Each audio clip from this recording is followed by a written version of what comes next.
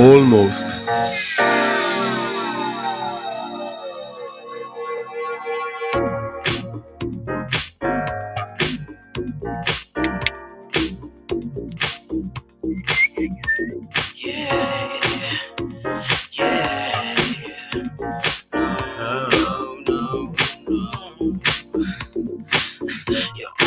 Caught me as I walked in the room. I could feel the excitement around you. Reach out to kiss me, girl, no way too soon. Don't want nobody to think that I'm with you. And so I sit myself inside of the room with the glare from the girl sitting over there.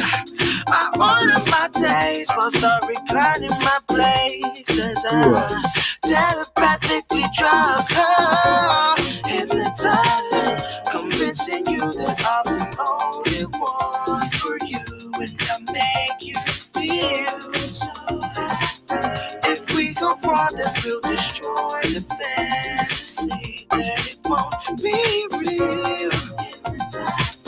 Hear what I say, and I'll take you far away to a better place. Hypnotize me.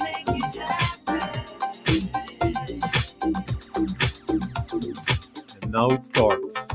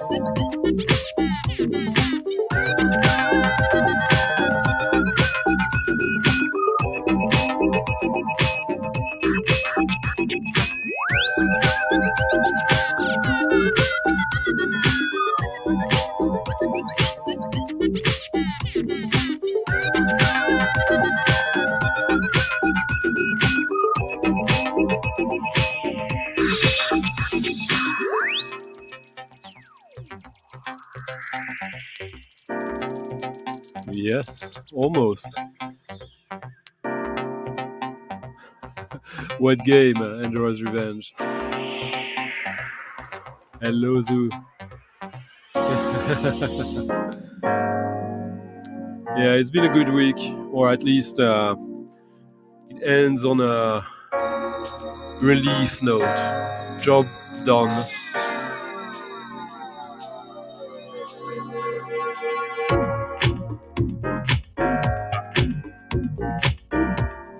So I thought we'd start off with something fairly groovy.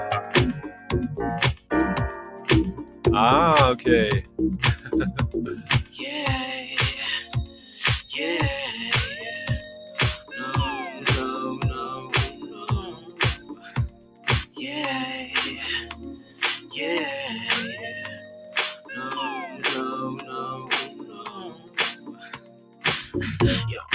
Caught me as I walked in the room. I could feel the excitement around you. Reach out to kiss me, girl, no way too soon. Don't want nobody to think that I'm with you. sit myself one side of the room with the glare from the girl sitting over there. I order my taste, but start reclining my place as I telepathically drug her, hypnotizing, convincing you that I'm the only one for you, and I make you feel so happy. If we go farther, we'll destroy the fantasy that it won't be real. Hear what I say, and I'll take you far away to a better place. Hypnotize me, make it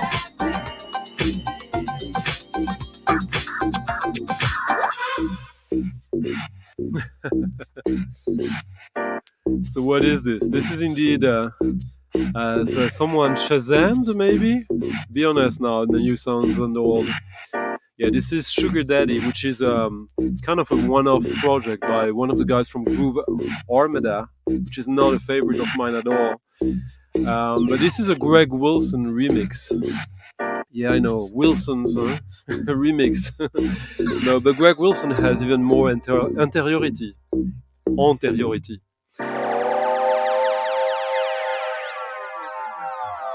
Greg Wilson, for the UK people, you would know him as one of the main actors behind the Electro series from the early 80s, a series of compilation that introduced electro and hip-hop to the UK audiences. And, well, he's always been into electro, disco, funk, house music, etc. And this is an old 12-inch. This is like from 2007. Sugar Daddy Hypnotized, the Greg Wilson version. It's a nice little like mid-tempo groover that has some turns and quirks. It was fun back then. It's still fun. But back then it costed $10. Now it probably cost like $5. Yeah, good week, as I was saying. Good in the sense there was a lot of work to be done, an exhausting amount of work for the festival that I'm booking with Niels in 4 weeks exactly now. So in 4 weeks from now, don't count on me to be interacting with you that much on the Friday. Hello Andy, good evening. Hello Eric. I still have something for you, huh? Definitely Shazam. Hello, John. Yeah, it helps. Hello, whoever, not Mark. Hello, Zeb. Yeah, so not finished with the booking of the festival, but still we're going somewhere. I'm gonna play maybe some cues from that, but tonight I just want to have fun. I'll play some serious stuff as usual, of course, but yeah, I got a few new records this week that I'm quite happy about. So happy that I actually broke my Instagram silence and did a post, not just about records, mind you, also about some artists that matter to me quite a lot. And when I say that, that sounds very serious, and half of it is absolutely the opposite of serious. But go and check it out, and there'll be a surprise soon, I assume. Hello, Justin. Hello, Lili. Hello, Christophe. And I have to thank an early tipper to the stream. Unlikely, not Thomas, but Ryan. I own Ryan Smith, and during the week, Gidget, G McG, Fred Perlman, and Andora's Revenge, I believe, closed the deal right after the end of the stream last week. So thank you guys for supporting the stream and the channel. It's the first link in the description of the video, where you have the thumbs up, the thumbs down that Rufan is talking about. That you can always but you can take your time. Let me prove myself, or or let us prove ourselves as a as a community, because you're part of the show. Last week we ended the stream with a Transient Waves EP, a bonus EP to an album. Here it is, Sonic Narcotic. This came out in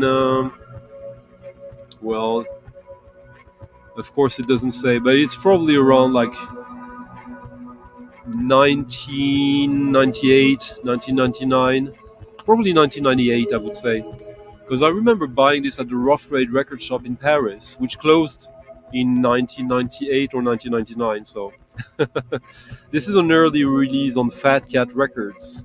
What's the catalog number? Yeah, Fat LP02, so really the early days. Transient Waves is a rock band. You wouldn't know listening to that, right?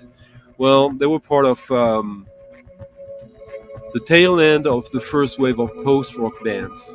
I believe they're from the UK. Not totally sure about that, actually.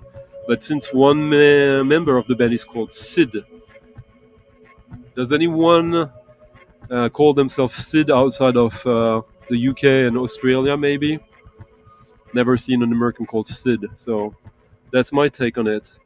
It's a lovely album that you can probably find still for nothing, of post-rock veering into electronica, as we used to say back then.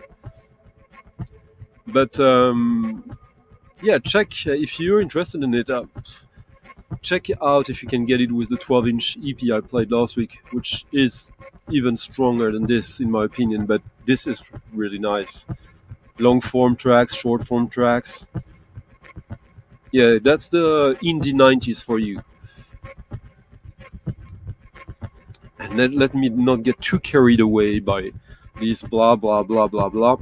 On another note, shout out to Jason Rochas, who is doing these live streams where he's DJing on Sunday afternoons for me, so morning for Americans. And I hopped on last Sunday, and we did kind of a sort of like back-to-back DJ set. Like he was playing a track, I was playing a track, and the stream got shut down right before I got a chance to play one track I'm gonna play after this. So you get what you missed.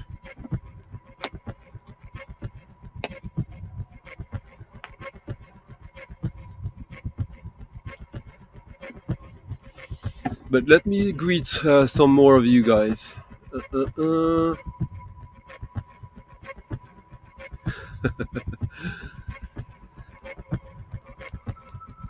Yeah, sometimes it does.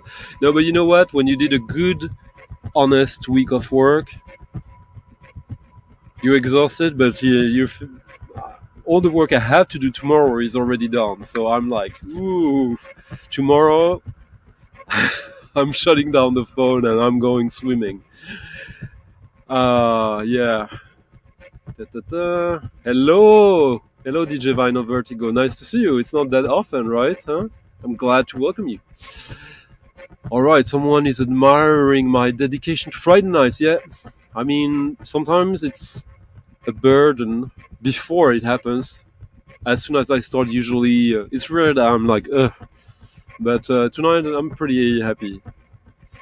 Yeah, that's right. If I'm getting asked on a hot date, well, I try to manage. I lie. Of course, I can't tell a hot date, like, I have to stay with you guys. Well, maybe I could.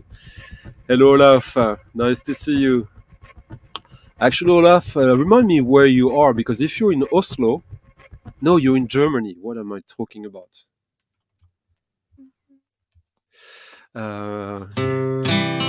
Yeah, that doesn't count, because it's S-I-D, not S-Y-D, Eric. Hello, Bostonian Reggie, aka Mike.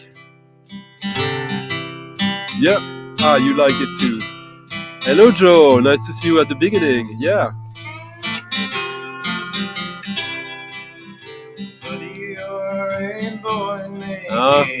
Fair enough.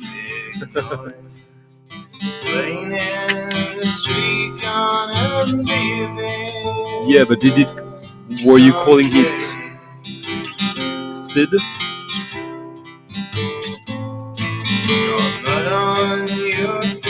Hello, Rust. Heike.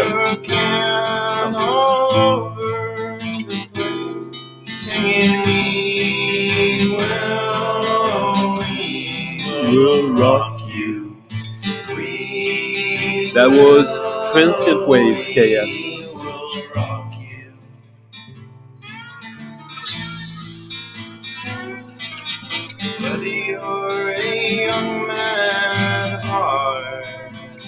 Salut Philippe.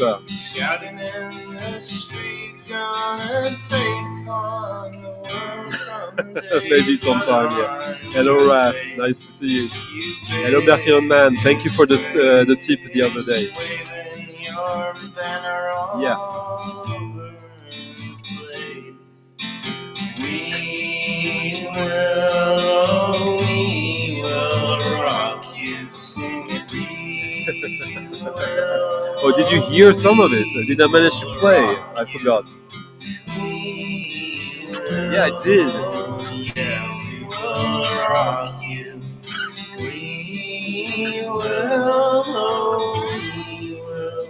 Planet Mu All Stars, Mag Paradinas label, the Criminal EP.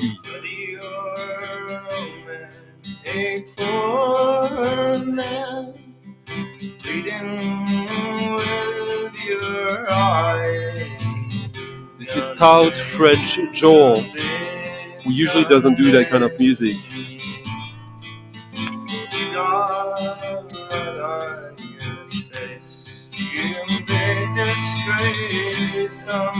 This came out, I believe, in 2000, maybe 99.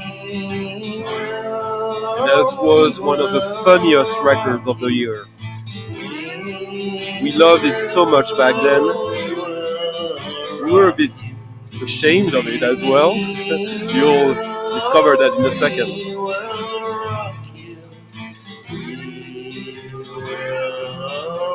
But this is basically Queen as if Beck was behind the band.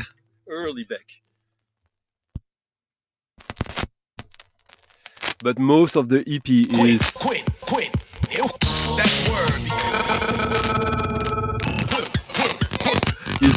silly stuff like that.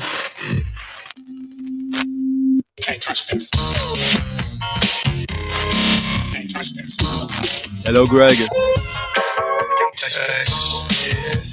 Yeah, we didn't know.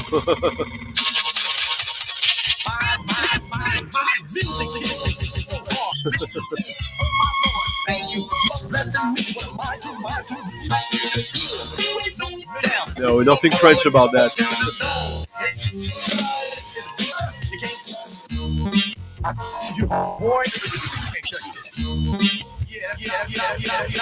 Can't touch this. You can't touch this.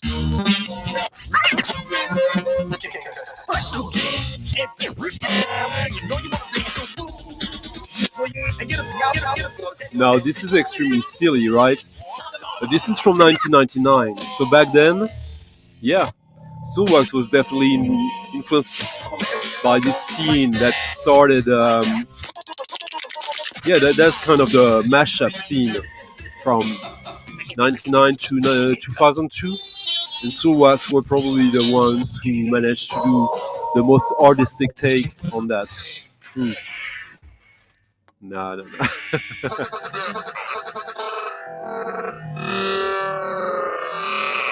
So this is hyper postmodernist, whatever this is. Probably a little bit of a terrorist take on the pop culture, which was quite healthy back then. Obviously, the sounds there are influenced by Aphex Twin, Autechre, all the heavy processing, granulation, and glitch. Yeah. Hello, Ed.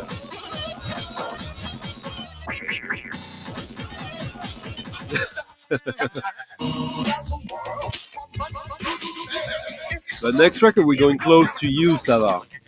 Not exactly, but geographically closer to you. I don't know what that is, Ruben, but I love it.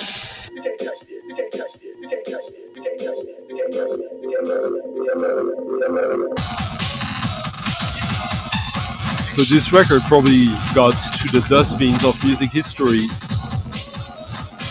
But yeah, I have fond memories of it, so now I inflict this upon you. Scrobius Pipe, no, it doesn't ring a bell.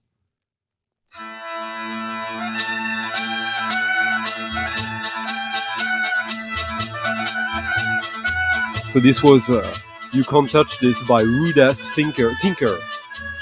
You also got Butler Keeve, Hellfish, from the Hellfish and producer hardcore gabber techno outfit, Beat Meddler, who used to be an upcoming talent back then, and Joel the Furnace, whom I believe is Mike Paradinas himself. Music. This is probably even cheaper than this record, but somewhat a little more timeless. And yes, this prompted me getting this to do a little Instagram post.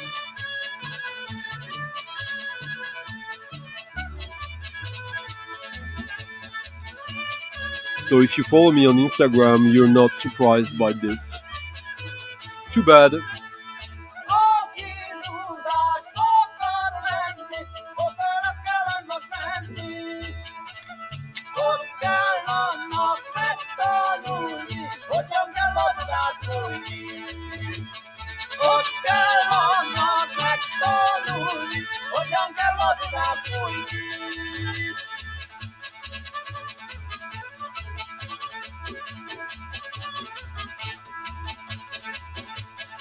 So as you can hear, a lot of hurdy-gurdy here.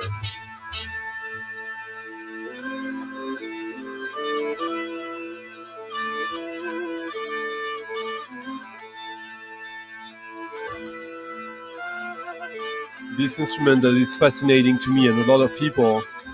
In the latter days, Coil often had a hurdy-gurdy player live.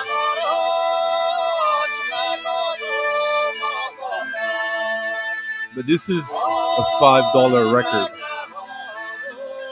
Should be a $200 one as far as I'm concerned.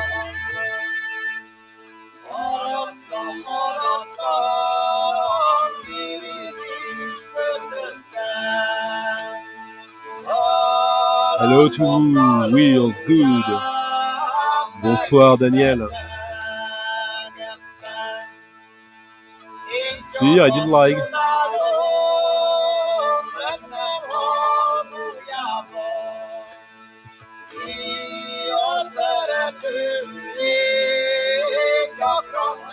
That's a very good point, Tis.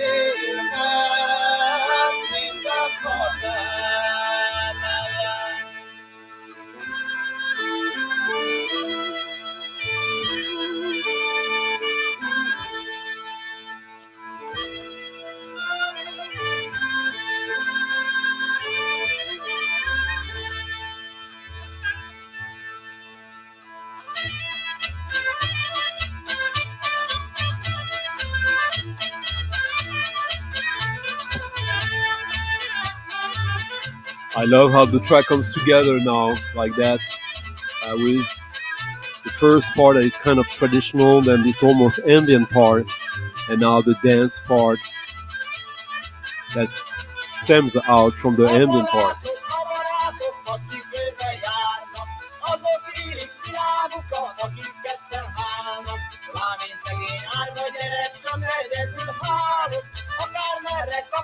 Oh, nice. Hello, Andrew. Nice to see you.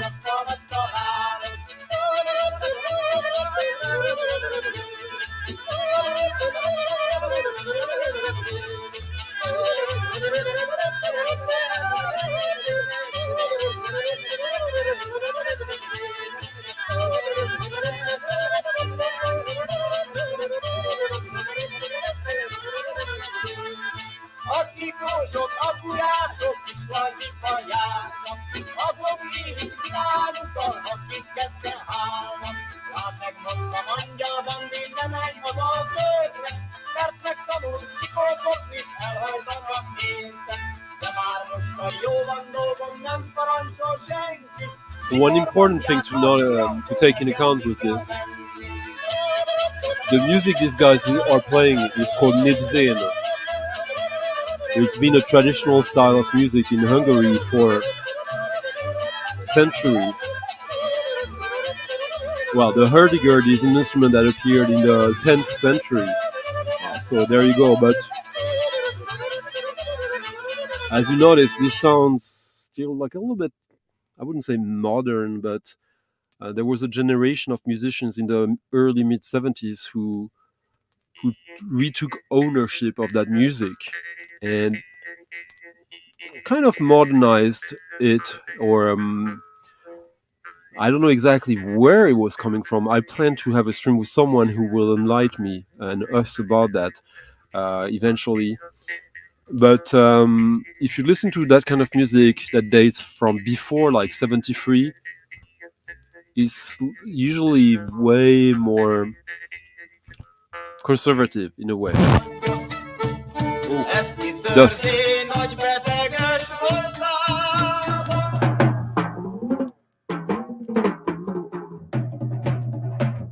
Yeah, let's go to another kind of music now.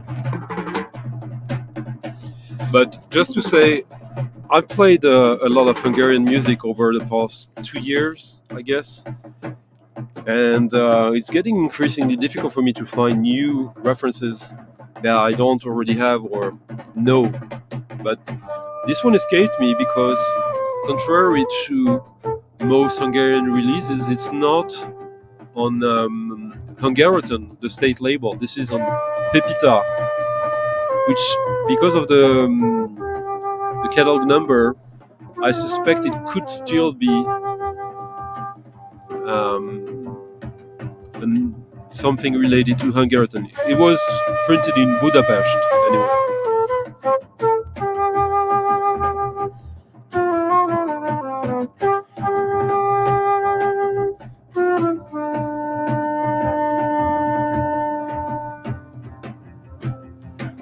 Yeah, exactly.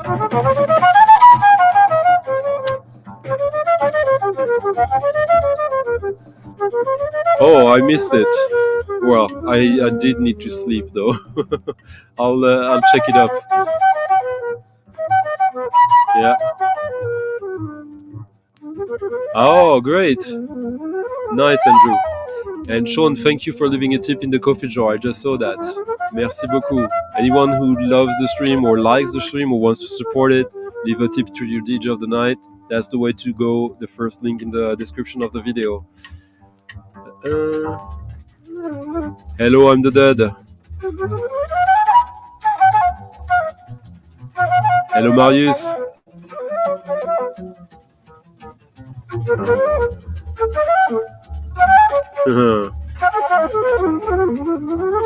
No, I didn't have time. Next time. But you're correct. Hello, Ryszard James.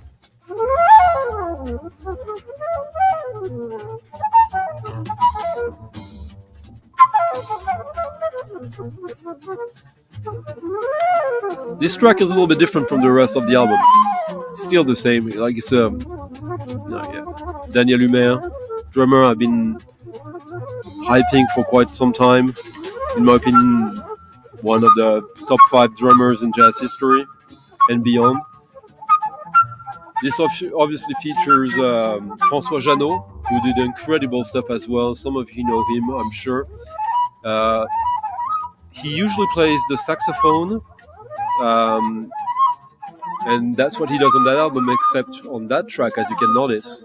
So you have Henri Texier, the great Henri Texier on bass, but François Jeannot plays flute on this track, which makes it stand apart and evokes another timeless area of jazz, in my opinion. Pretty boring cover, isn't it? Huh? Easy to pass it.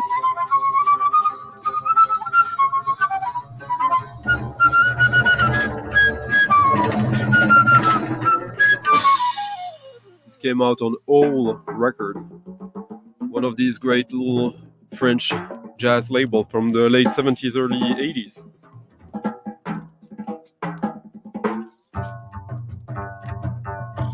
Oh my god, the bass here with the drums.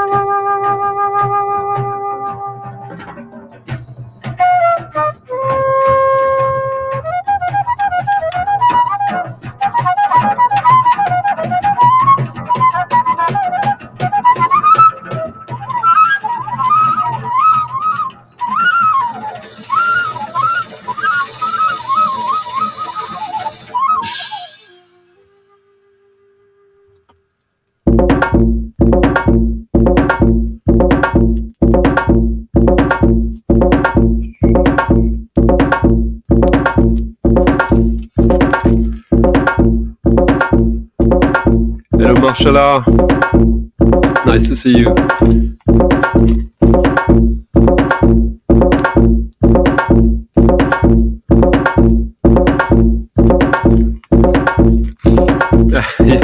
Do that, absolutely.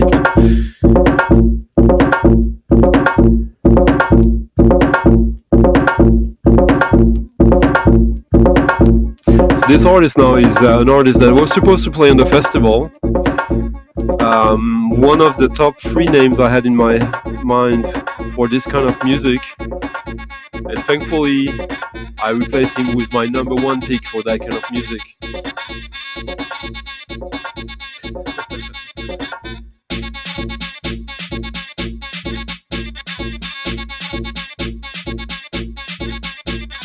Hello, Obscure Robot. Oh, nice. Yeah, I know the one.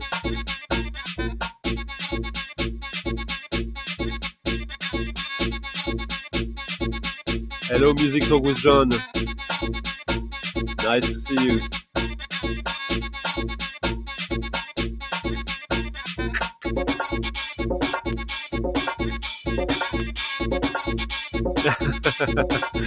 Oh well, sometimes it goes that way, sometimes it's mellow though.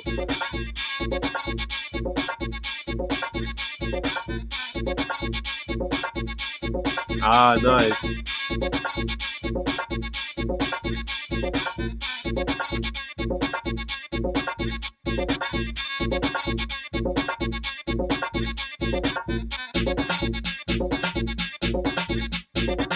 This is an Australian band called Poison, which features early appearance of DJ Plead, who did some stuff for Levity Sound, one of the most forward-thinking techno labels from the UK in the early 2010s. And obviously you got this Middle East influence on that track. That is like when you play that at a party, it's always pretty surprising. I love that record. It's a little small record, but yeah. Dance floor tool, could you say?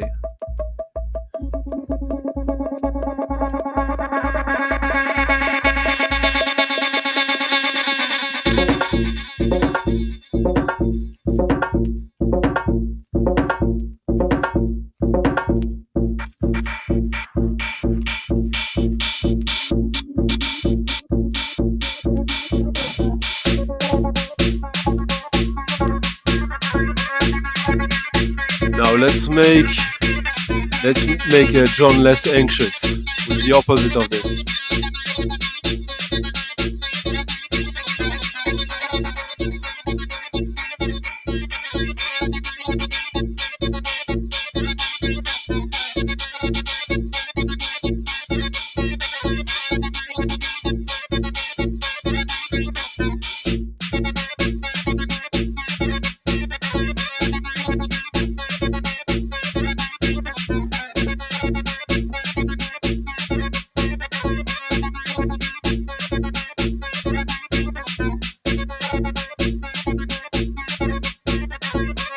Yes, congratulations, Sean. That's awesome.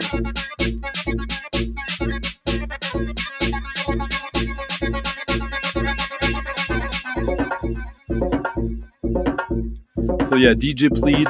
After that, he went on to do an EP for a label from Estonia that completely put him on the map. And he was supposed to come to the festival. He was booked and all. He's currently touring the US, of all places, and he's having a hard time. And the day he was supposed to play on the festival is his birthday, and he decided like he wants to be with friends because we're paying him so little. I understand him. Next year, hopefully.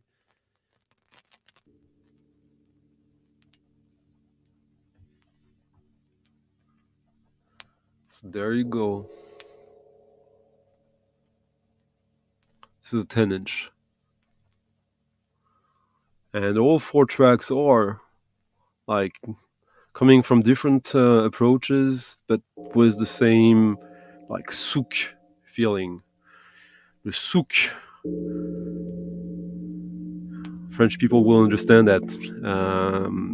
North Africa people will too. I don't know who else will understand le souk. Not le zouk, hein, le souk. Yeah. Glad you find it so. For me, it's body music though, with this like inspirational, like sort of wind instrument that is somewhat treated, not too much, a little bit. Oh.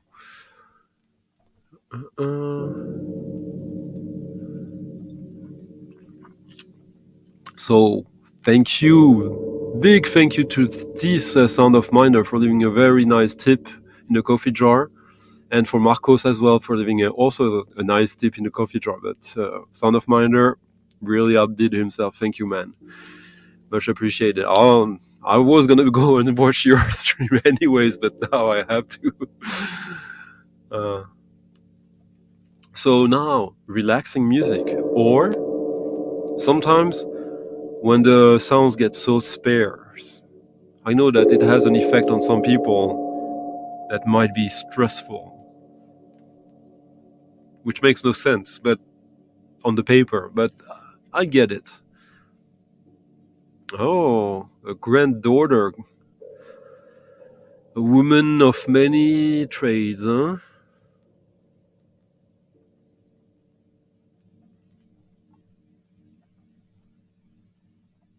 I mean, we're approaching that time of the year where some people are gonna have graduation around them, right? Less so, Christophe. I like it, but compared to the... it's just that Aldo Romano, Henri Texier, Luis Clavis... but I'll give it another go, another chance. Zen Gong.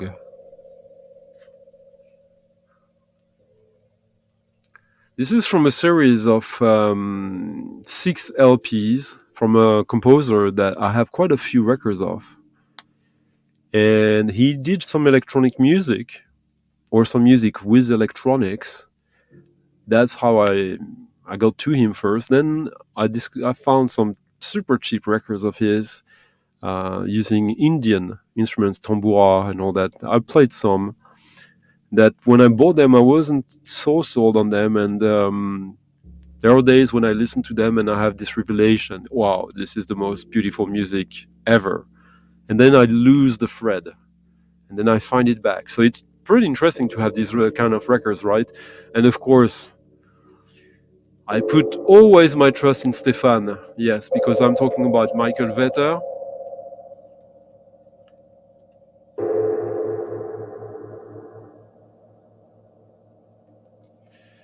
And I have quite a few of his electronic stuff. I have some of the Purple albums, most of them. And these are so cheap that sometimes it's easy to overlook them. They've been cheap for a long time. So now I'm starting to get them step by step. They're not all great. It's not like you need the whole series, but they're so cheap. But I'll help you out in that journey a little bit. This one it's a journey of endurance in a way for some, or just pure bliss for others. This came out on the ever great Vergo Spectrum label, one of the greatest label ever for avant-garde music in terms of quantity of quality. Yeah, he did. He was one of the musicians that Stockhausen employed fairly often, but I'm pretty sure he probably got some education from Stockhausen as well in Köln. You tell us, Stefan. See, I'm glad. In this case, I'm glad I'm not preaching in the desert. That I'm just sharing this. Okay, so a lot of you already followed that thread. Nice.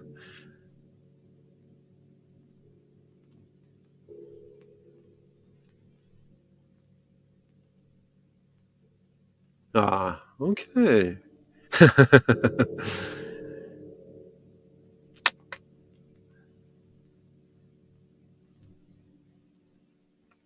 I'm pretty sure this is something Sound of Minder would enjoy, if he doesn't already know it. Hello, Grateful Dogs. Yeah, Grateful Dog made a little comment on my... usually I do this like kind of written monologues announcing the stream, and I think he liked this one. And I think this record is kind of very... a good example of one side of that equation I was talking about. That you can read it in the description of the video. So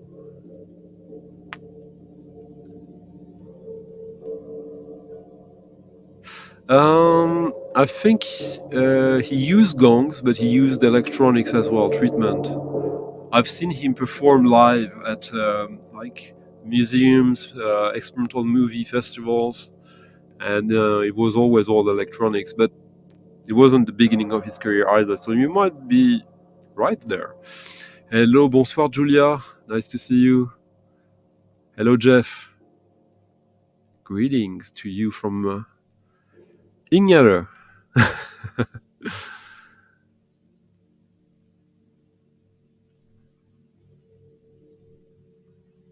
Wow, Steve, that's great.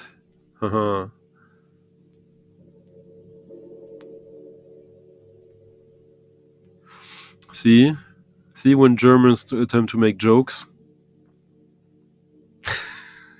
Thank you, Michael. You lended it to me.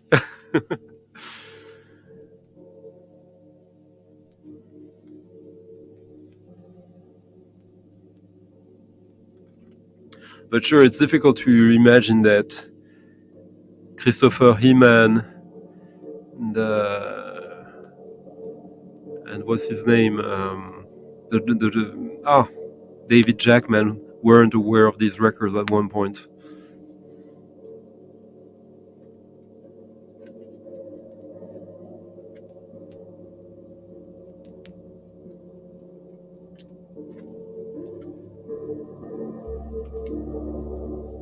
See the bass now.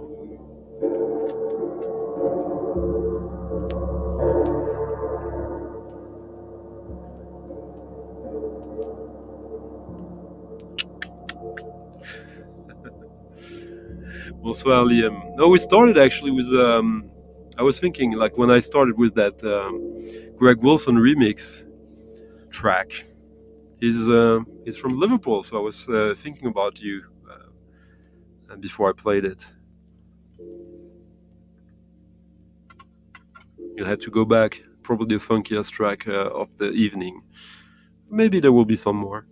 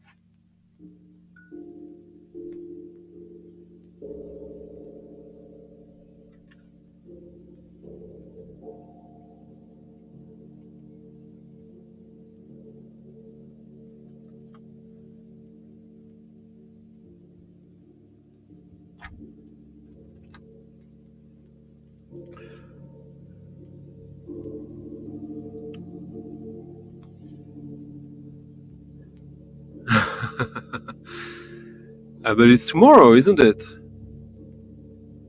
And the big final. I hope I'm not completely off, but yeah. You're preparing yourself. Yeah, we'll be cheering for whoever we do. But yeah, it would be nice. Laurent Jeannot, King Gong, yeah, absolutely. Yeah, Laurent Jeannot, who is... he invented himself a very strange profession in music. He's hypnagogist, ethnomusicologist. He's basically been traveling the East, mostly the East, the Southeast of Asia, and doing field recordings of traditional music there. But when he releases it, he often reworks it into something of his own that is even more psychedelic, and often he stays quite true to the original nature of the music. He's just adding a subliminal dimension on most of these. I've played some of his music sometimes. Maybe I'm not sure where my records of his are here, but I think it doesn't always work. He does way many records, and maybe too many. But I think he needs to do many records to hit the golden number sometimes, not always. Hello, Jason.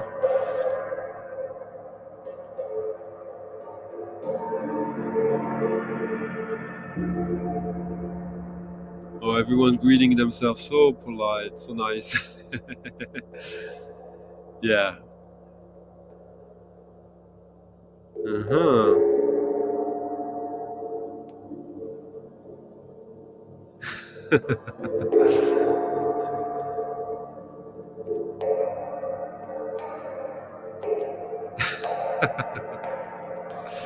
Hello, Kaylee, nice to see you.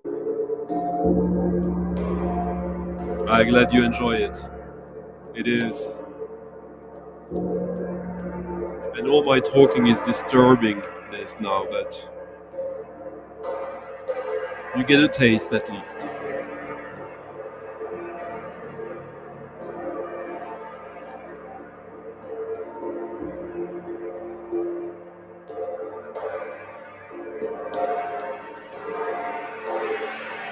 These are records you can get for like 10, 15 bucks, around that.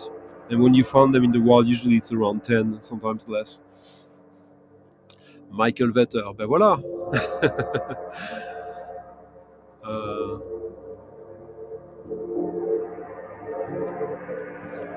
Thank you so much, Mercury Man. Merci beaucoup. Wow, leaving a really nice tip. Much appreciated, man. Starting slow, but not too slow, so I might be able to get a bunch of records for next week. As always. Don't get over yourself, Lim. Let's one step at a time.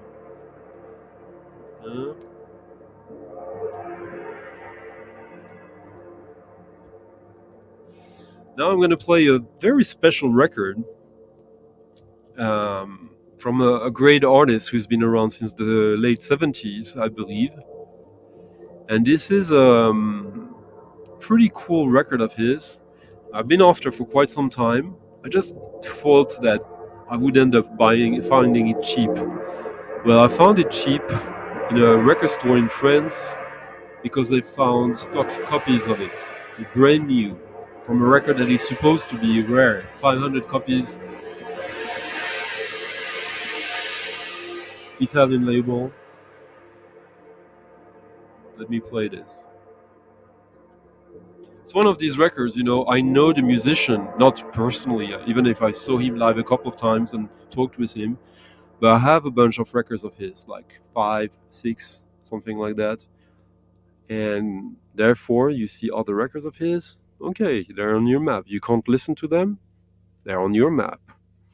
Now, thanks to you guys, I'm pulling the trigger, getting it to see how good it is, and it was worth all these 12 euros, I believe.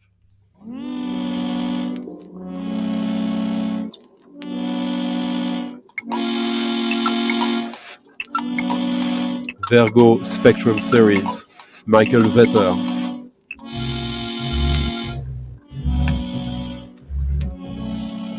DMM pressings, always. Most of these records on the Vergo are direct metal mastering, which allows for a longer amount of music per side without issues with basses,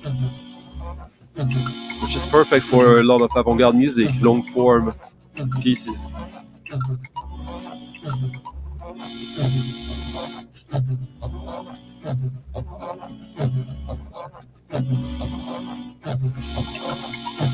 I love these jokes from Michael, they're the best. This one was really funny. Come on. Was it trolling now, huh? He knows my deep love for Jankel.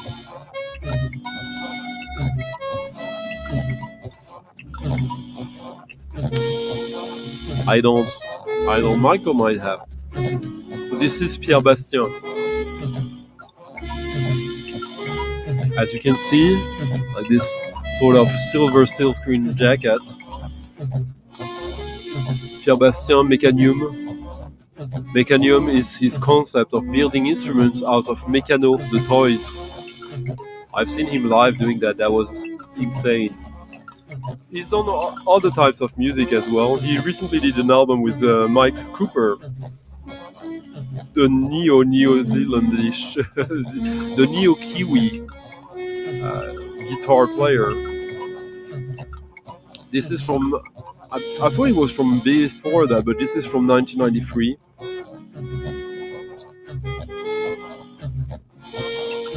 Just really cool soundscape. And that horn over it gives this very nice contrast, doesn't it? See, Julia likes it too.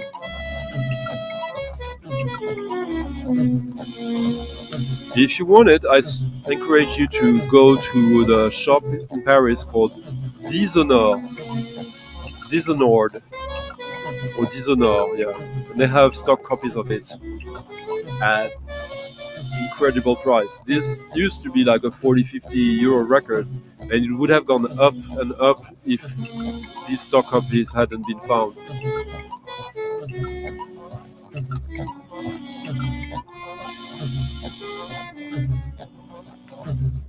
Yeah, well, he doesn't press records, Liam, huh? He cuts them. And you know what happens when you do DMM? You don't do the cutting.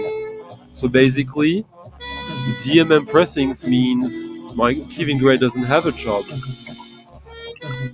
Did anyone think of that before? Yeah.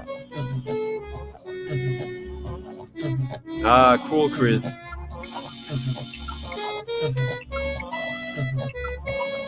Yeah, that's the thing. You have to buy it to check it out. Now I did. I took the risk, took the chance, and it was a chance well, worth taking. Oh yeah, see, Julia bought it at the same place. Ah, nice, Michael. It's a pretty long track for a 7-inch.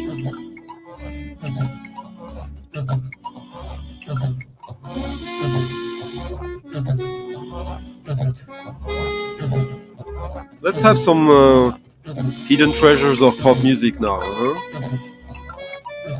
Might have played that some time ago, though. I'm not sure. You guys tell me.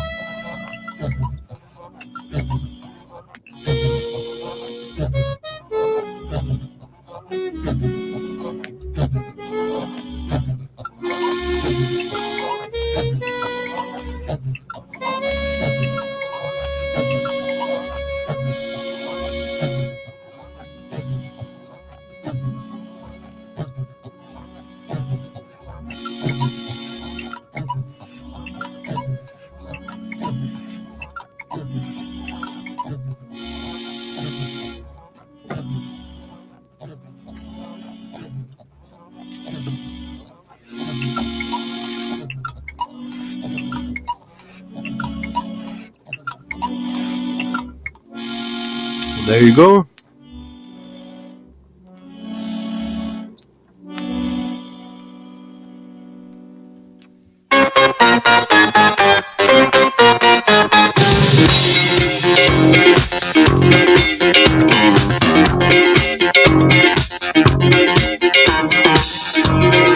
Kind of weird they would just write over like the numbering that way, but oh no, actually there's a printed number. Pretty cool label though.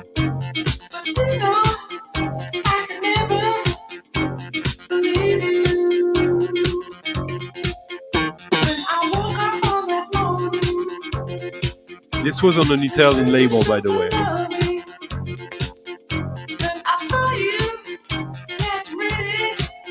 Veron and Trento. Okay. I refer you to Julia. Maybe she will be of better health than me.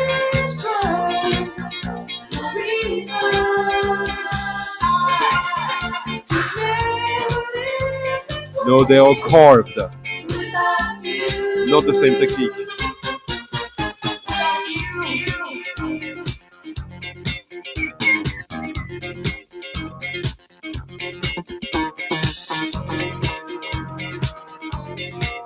Chaz Jankel, Without You. Produced by Tina Weymouth and co-written by her from the Talking Heads. This is the 12-inch version, which has an insane break in the middle of the track. Chaz Jankel did this incredible, like, weird electro disco track called 1 Million Synths, also 12-inch. This is more poppy, but yeah, I love this. The bass line, ooh.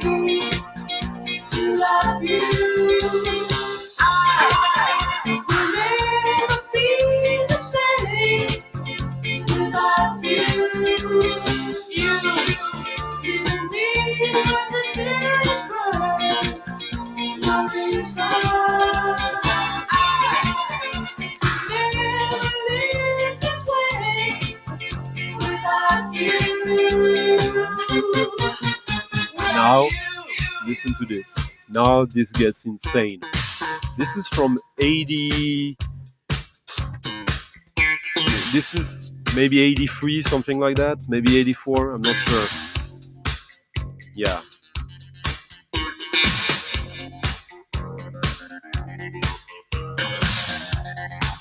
But that part... I'm working on an edit of this.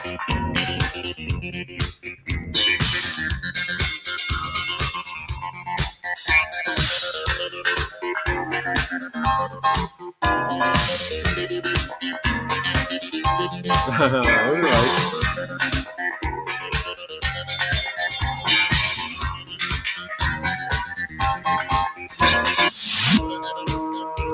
Well. Hello, Brian.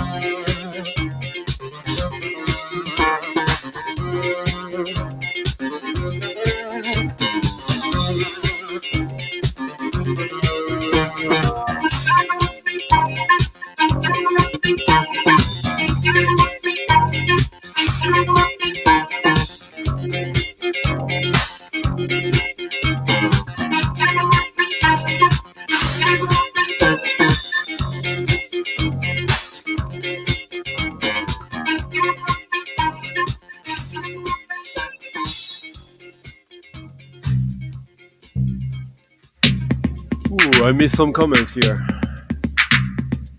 Yeah, you know me. Hello, Conshield, nice to see you. God kväll, min vän. I do, too.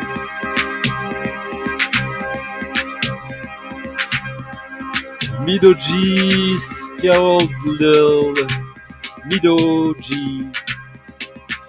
Midoji is called Lily. Voilà. Sorry.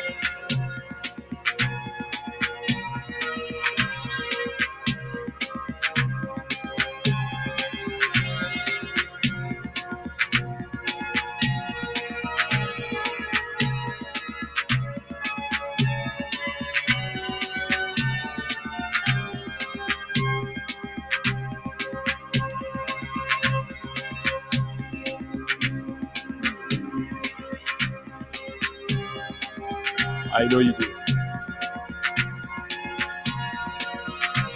Well, I think it's probably better now than it was back then, no?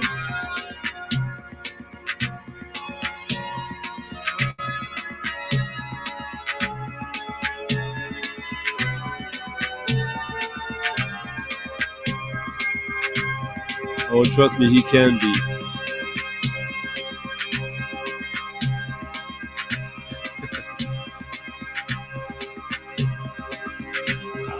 You got some ideas tonight? That's good. And it's a cheap record here. But get it on 12-inch. Don't get the LP version of it because you don't have that break in the third part. That is insane.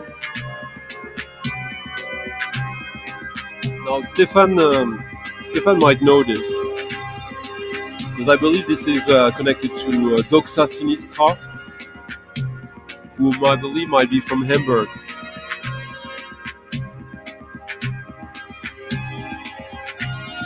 Hero Wouters. Signed by him.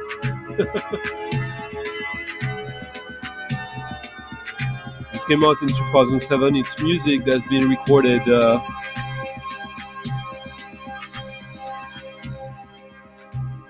yeah, I'm not sure it's all. Oh, I did a mistake. I did a John Peel. Sorry. I played it at the wrong speed. Bad stunty. Sometimes that happens, right?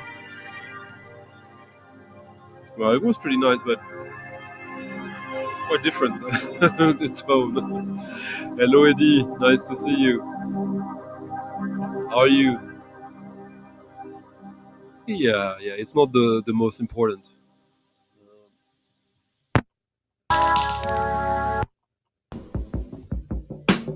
So yeah, Hero Wouters from the Netherlands, but on Enfant Terrible, which I believe is oh no, it might be from the Netherlands. Maybe I'm completely off.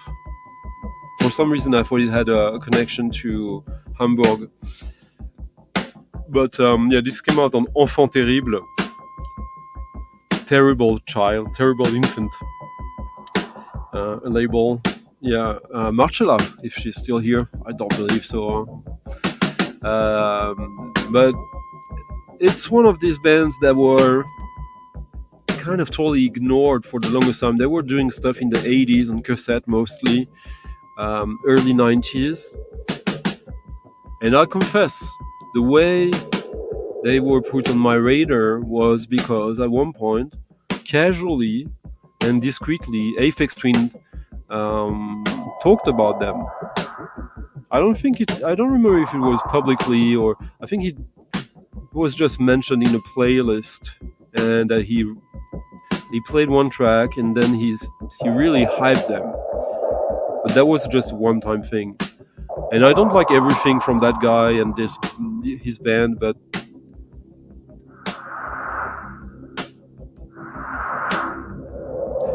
Music for Leven en Dood, which I believe is music for the living and the dead. But this is pretty good. Minimal synth, obviously. Yeah, that's what I do. All right. Yeah, these are pretty short tracks, so I'm constantly getting like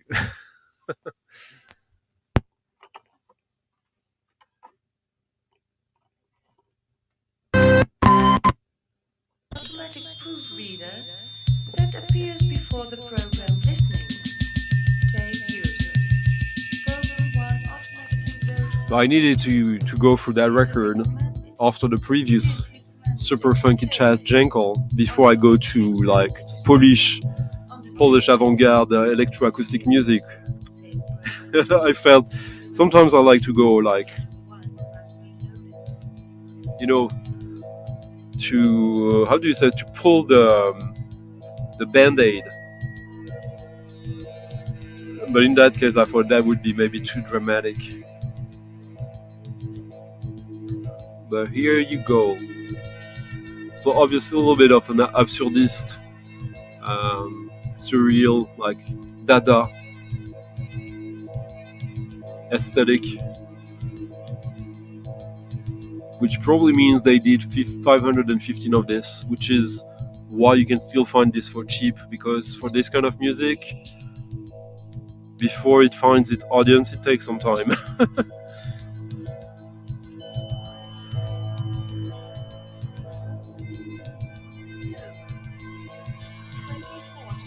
Oh, okay, makes sense now. Okay, I see you.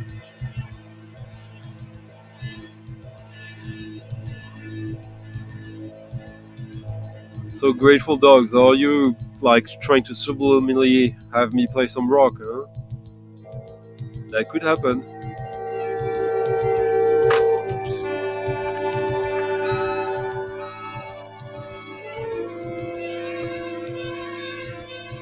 I promise you guys, this was not staged or prepared.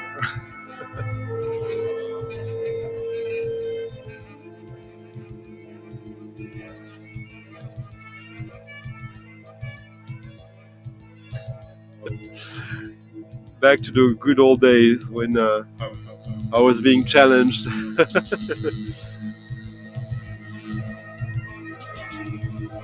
Should I play some of this, Jose? This is an amazing record, huh?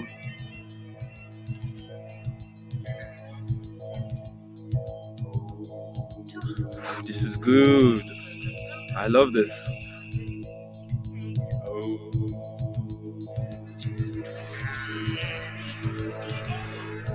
Alright, this. Thank you so much, man, for stopping by and for supporting the channel. 1 hour 30 minutes. That's my usual reminder of if you guys like the stream tonight, if you're finding some good ideas for stuff you might want to pursue, yourself purchase. Consider leaving a thumbs up, thumbs down. We'll figure it out. If you really want to go all the way, you can always leave a tip in the coffee jar. Small one, big one, both appreciated. It's the link in the description of the video. And if you're watching this whenever, meaning not right now when I'm talking and I'm reading all these comments live, you can also do that. It's also permitted and encouraged and appreciated. And you can also leave a comment in the comment section, just to tell me what you think, if I said some bullshit, or if you like it, or if you have suggestions. Always good. Yeah, this is good, huh? Bugnish. I don't know what you guys are talking about, but I love that word. I adore it, man.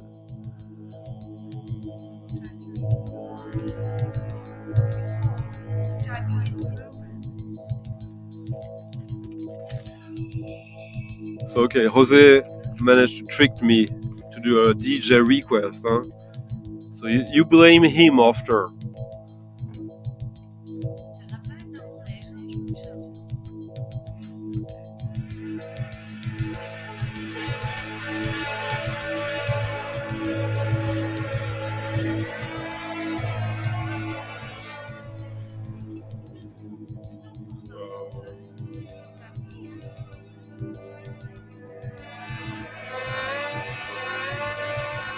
This is extraordinary, by the way.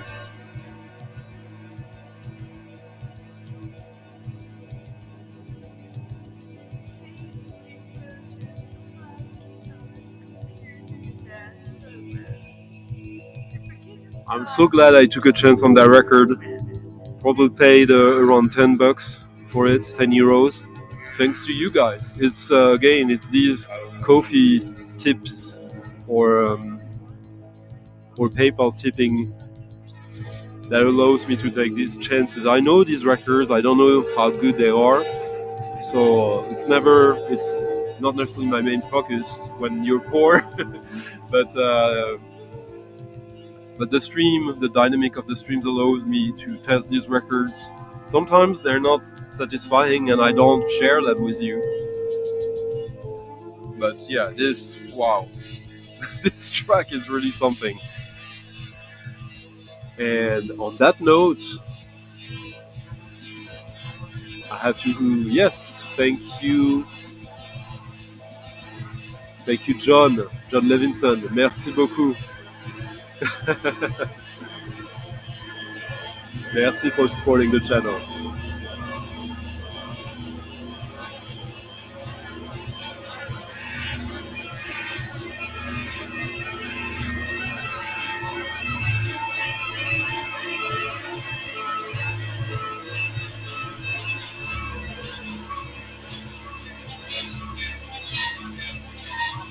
Hopefully within the next 12 months. So stay there until I come, huh? Yeah, I know. I was kind of teasing you, Marius.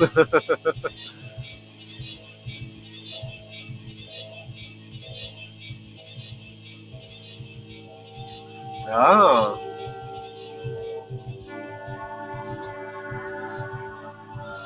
Yeah, it does.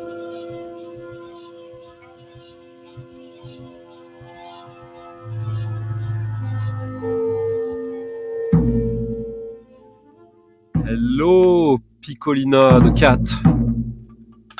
No, I don't have a Quebec accent. I have an accent très français, a French accent. But we have a French vinyl addict who's here and who lives in Montreal. And maybe, I don't know where Alan lives, but I know he lives in Canada, which, I mean, it's big, so it doesn't mean anything. Ah, that's the spirit. No, I don't know Bugnish. Or maybe I do and I totally am blanking. Please remind me or enlighten me. Who is Bugnish?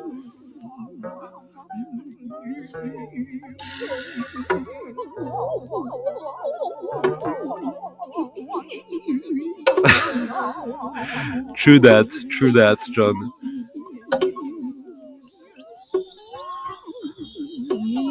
You mean that one, huh? Yeah.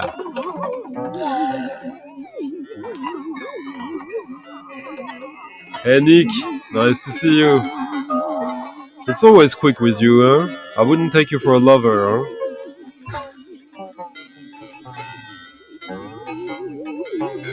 So yes, thanks to José, or because of José, we're listening to Jocy De Oliveira, her first album, Historias para Vos, from 81, I believe, yeah.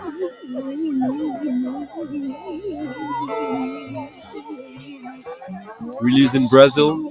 I'm not sure she is from Brazil originally. She lived there, but she might come from somewhere else. I don't remember. I think there might be a reissue of that, or a sort of compilation. This is unreleased recordings or stuff that was not released on CD, that came out on the Brazilian label a year ago or so. It's really good. If I'm wrong and this hasn't been reissued, which I'm playing now, I love this record too, so much. Yeah, this is an expensive record, but more than expensive, this is an elusive one. So treatments of voice, DX7, yeah. And look at that gorgeous woman doing that crazy, challenging, wonderful, scary music in Brazil while there was a dictatorship, huh? Hope I'm not mixing up my dates, but the historical context of this kind of music can be enlightening. What does that mean? You decide.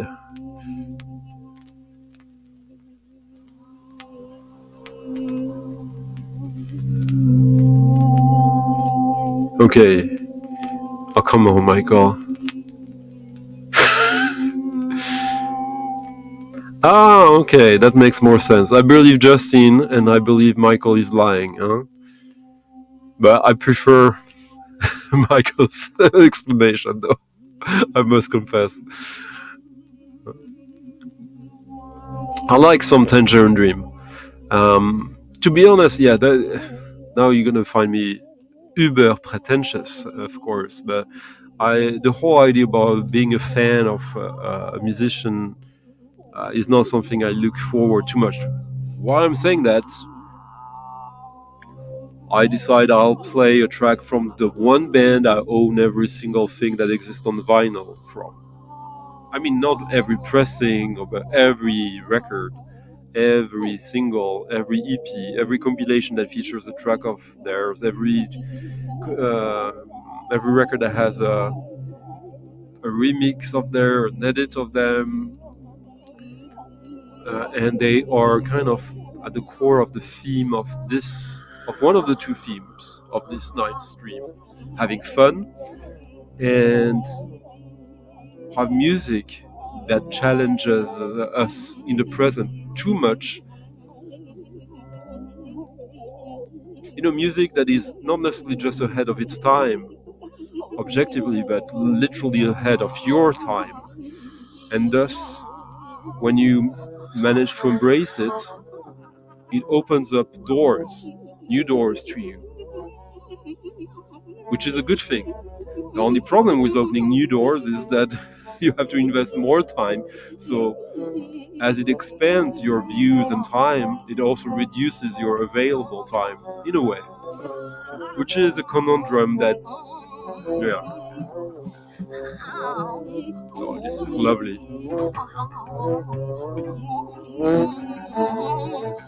Yeah, not far off, but with more acoustic instruments than the BBC Radio Workshop, Liam. But you're not far off, absolutely.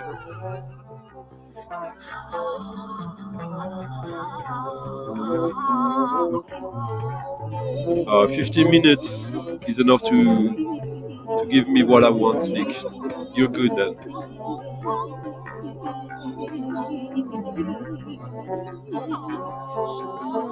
Tangerine Dream Love, great.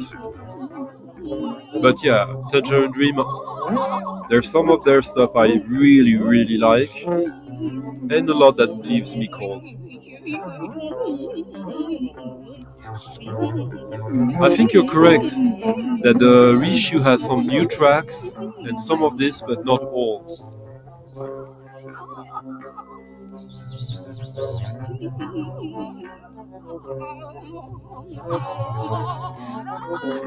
There you go.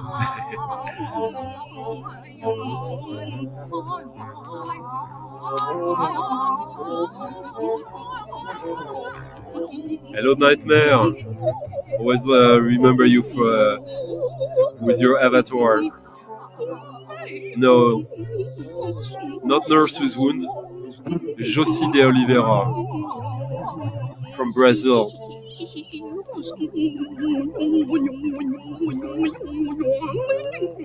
And this track is from 1976.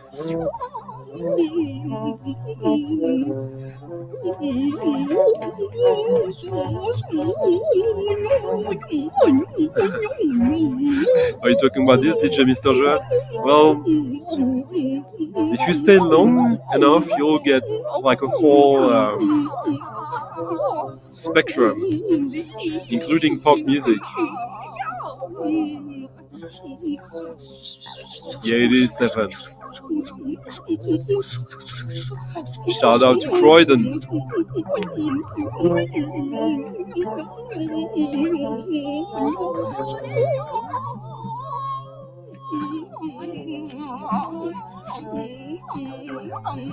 So, okay, I already announced it. Let me talk a little bit more about the next track. Music that, in my opinion, when it came out, was a sort of take on futurism, like a romantic one, you know, from science fiction books of the 50s, 60s, 70s. A future from the imagination, but not necessarily the future that will be. The fantasy of the future.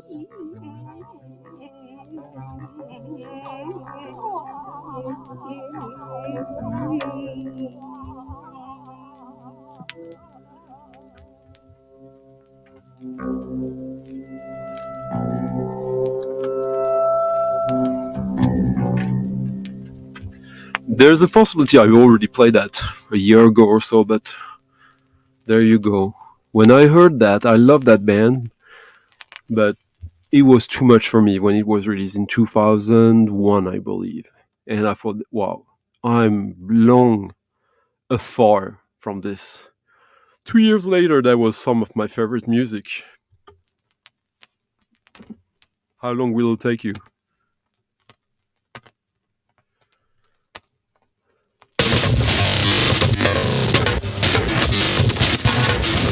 I saw that on your video, Marius.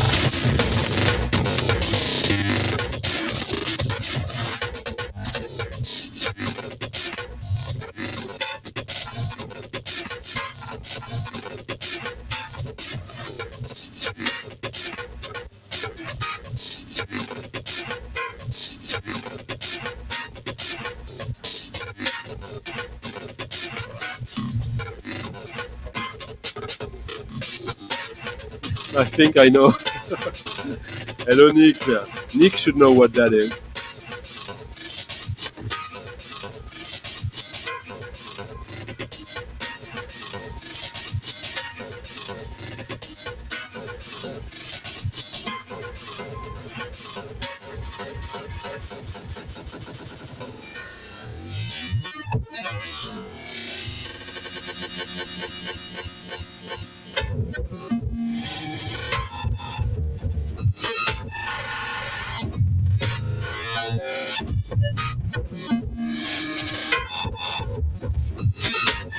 No, sorry. I meant presque. Yes.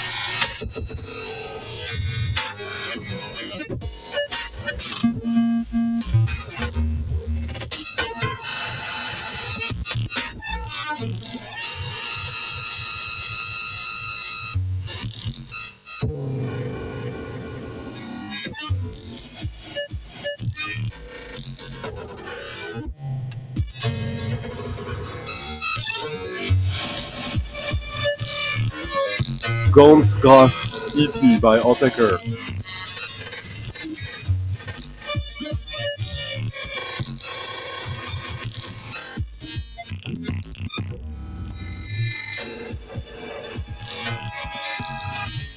So, if you don't feel challenged by that, cool.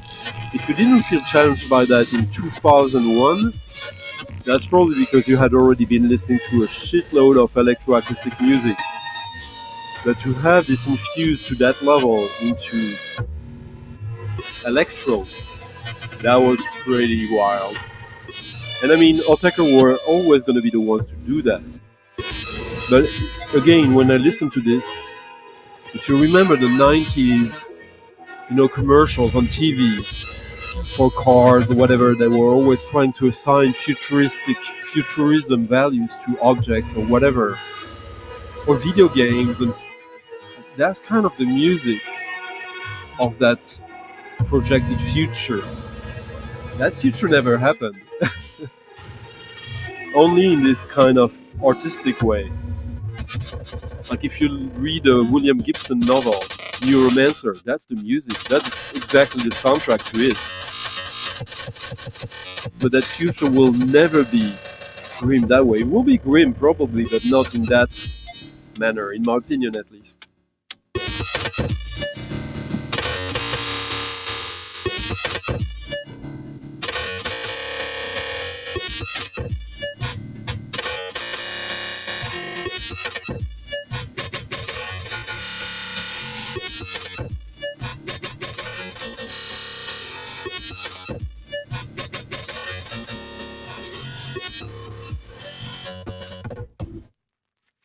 Okay, that chased away some of you, huh?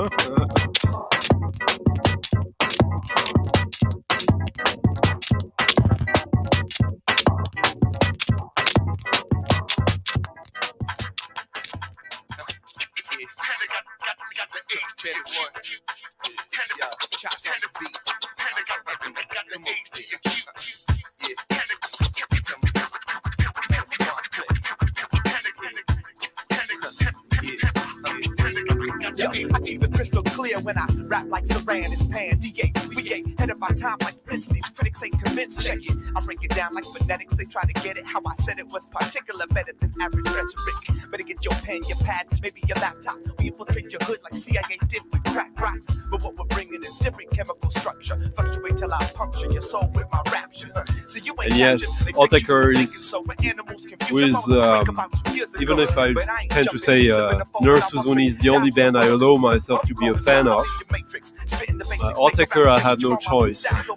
I am a fan of Autechre. I don't always have. I decide to avoid critical judgment with them sometimes.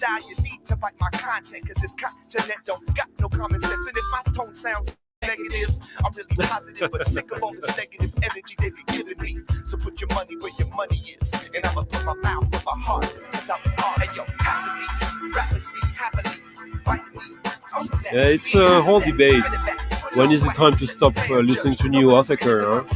It's always an interesting question to me.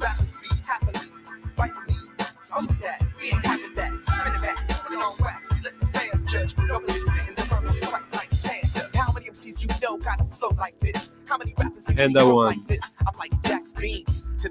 Counterflow Records, early mid 80s, early mid 2000s.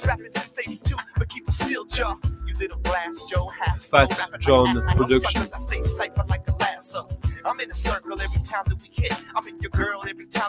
See, it is scary sometimes at first. It's all the same, right? Nah, it's different. Lifted it with deliberate, literal, intimate, lyrical gems for the innocent kids that have been listening to whack too long. These kids that have been force-fed this rap too long, but this is hip-hop. Playing rap, hip-hop after Autechre, just so you know, makes total sense. I'm what you could have been given the proper training, practice tactics, verbal gymnastics. Yo, that's because it's the same. Had to pay dues and battle cruises, shell toe shoes back in 1980. Happily, rappers be happily, fighting me. Over that, we ain't having that. Spin it back, put it on wax. Fans judge, nobody spitting the verse quite like panda. Happily, rappers be happily, fighting me. Over that, we ain't having that. Spin it back, put it on wax. We let the fans judge, nobody spitting the verse quite like panda. Happily, rappers be happily, fighting me. Okay.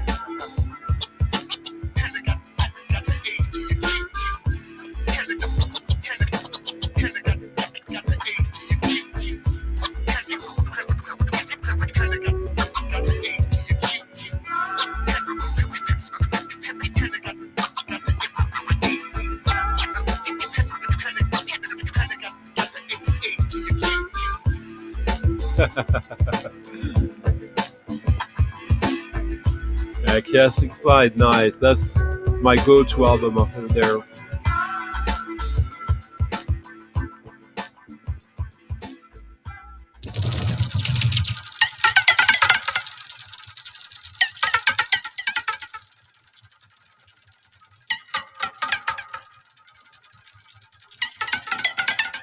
Yeah, for me, Autechre was my first love in electronic music.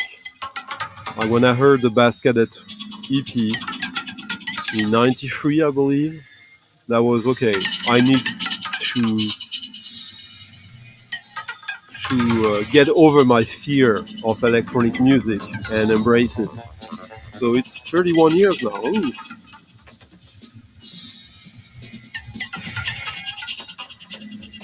Yeah, there's some. I played some 3 weeks ago, actually. And now this is Autechre from the 670s. Yeah.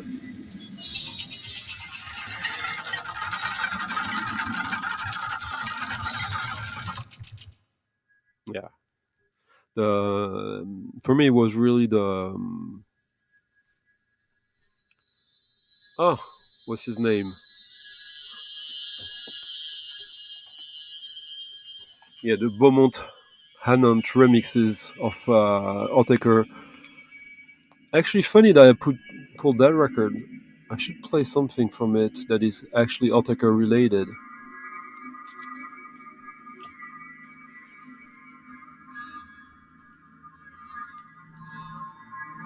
So yeah, this is for Marius. Yeah. Amazing record. Really amazing. 3 long tracks. Absolutely out of this world. Drumming, electronic treatments. International Festival of Contemporary Music in Varsovie, Warsaw.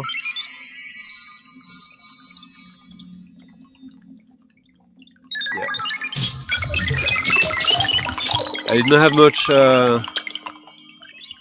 No heavy jackets. There are also like this is probably the thinnest jacket I've ever seen on a Polish record.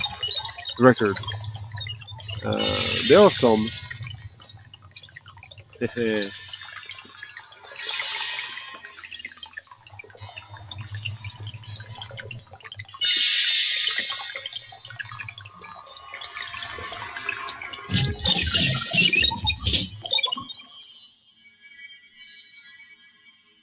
Yeah, I got this recently. It was on my want list for years now. Not like 15 years, but a long time. And it's still an affordable record. There are not that many copies around though. Huh?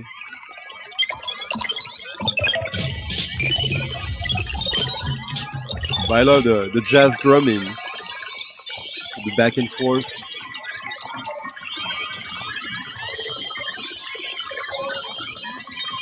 Ah, okay, you're there.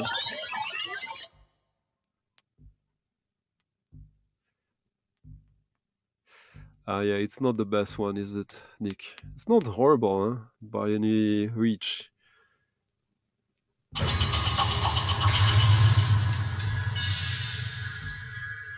Arplay fan, what are you talking about, DJ Mr. Joel? Please enlighten us. Oh no, Liam. This is the kind of music that makes you want to check if the sky is lit with stars in the middle of the night. Just imagine, like, close your eyes and think you're in a planetarium. This is the best music for that. Salut Fred. I know, but I have quite a few Polish records that are not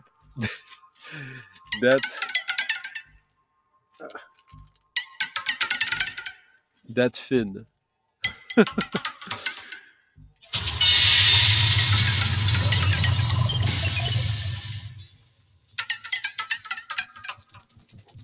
Oh, so I was correct. That track I played from Hero Wouters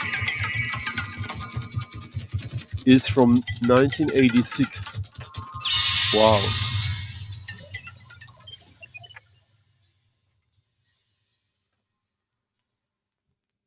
Okay, what? Kaju Kashkad? Are you flexing your Polish skills, Fred? Okay, because the harp is a synthesizer as well, as you probably know, DJ Mr. Joel. All right, see? Yeah, there's 3 tracks on this. There's another one that I think is even stronger, that has very quiet passages and then some really crazy drumming, like very stark motoric with weird syncopation anyways. Okay, makes sense.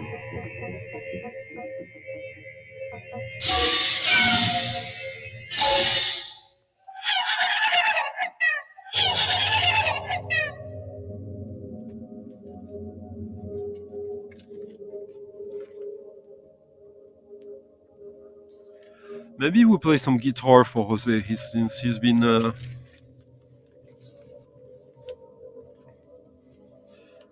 he hasn't swear too much yet tonight.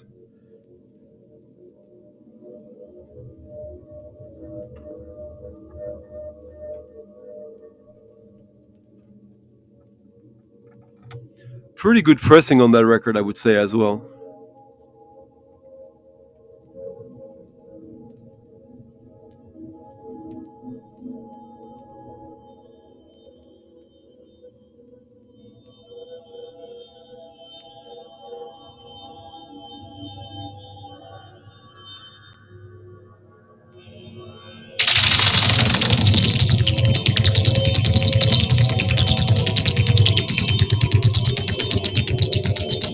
Oh, well, that's funny you stopping by now, Alex, since I'm gonna play a record I got thanks to you. D'accord, très bien, encore mieux. Yeah, he was phonetically writing my name in French.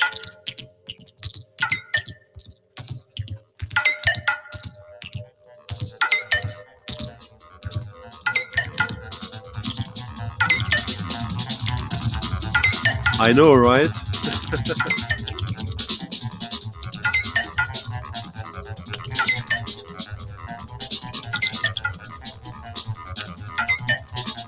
Hello, Chuck. Nice to see you. Bonne nuit, la M. See you tomorrow.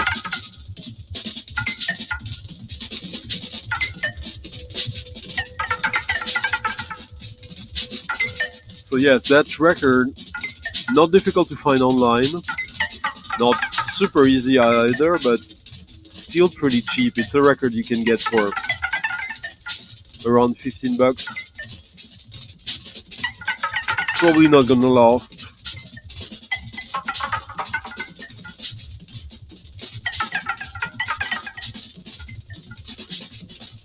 Wow, that's super modern.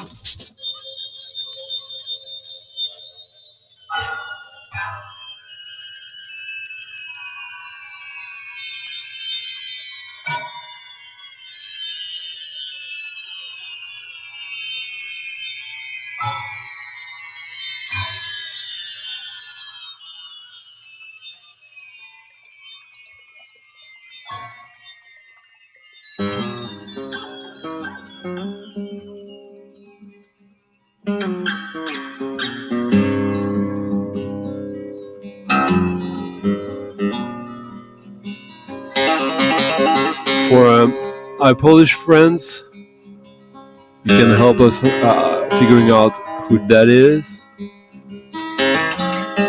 But it's at least from 1986. That was pretty futuristic as well.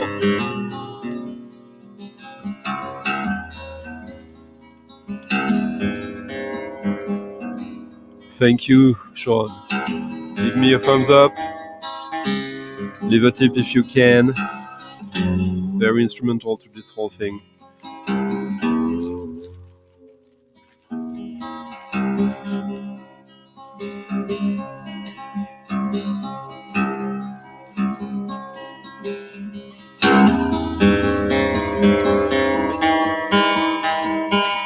I have a bunch of Polish jazz records with normal heavy or normal thick jackets.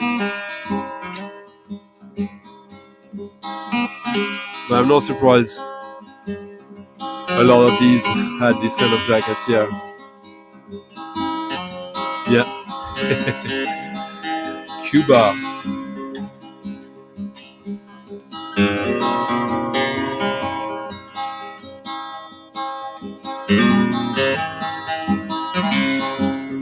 Oh, did I thank Andrew? I think I forgot to thank Andrew Lukov, if you're still here, for leaving a nice tip as well in the coffee jar. Thank you, man.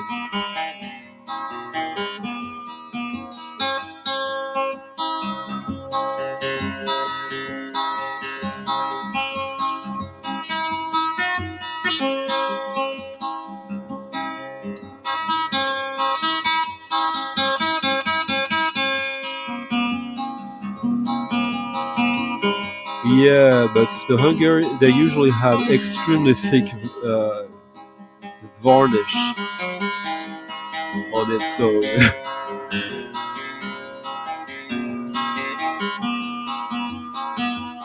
no, not these, Raf.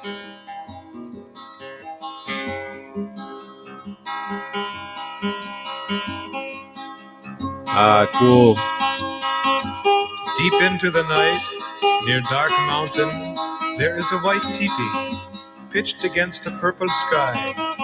In it, the princess of the silver waters sings to her lover. I walk up there, midst the odor of plums and the sprinkling of stars, and greet her. And we join hands, and together we go riding. Up there, up the dark mountain, to meet her father who is truly chief, her father who is truly light, his golden face glowing, his white feathers flowing. And Father, we would be married here atop the mountain, and Father, hear us sing, Yahweh, Yahweh, Yahweh. Yeah, I knew you would react to that. Exactly, that's the right icon.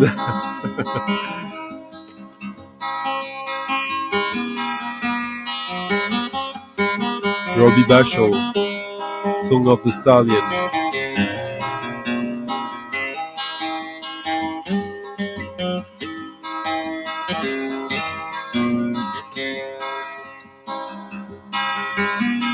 Later,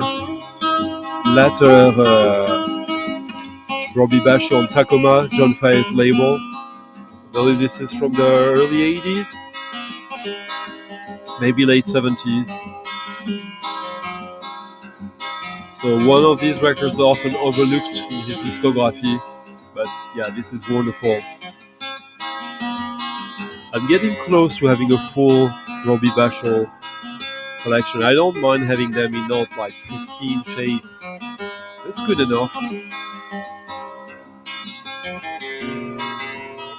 Yeah, the master of steel guitar finger picking folk, psychedelic folk, alongside John, obviously, and maybe Peter Lang. Peter Lang is also... I would put Peter Lang way above Leo Kottke, Steve, though.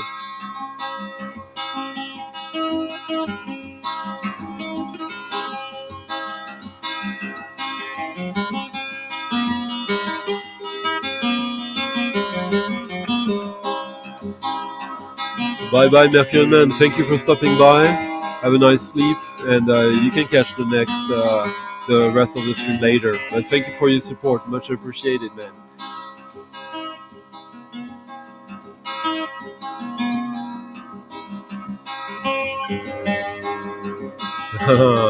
Nice.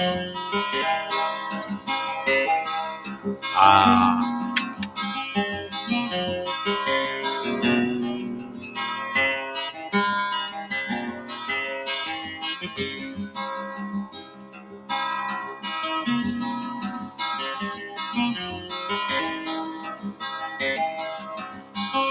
Here is who we're talking about. Peter Lang. One of the most beautiful covers ever on a Tacoma record.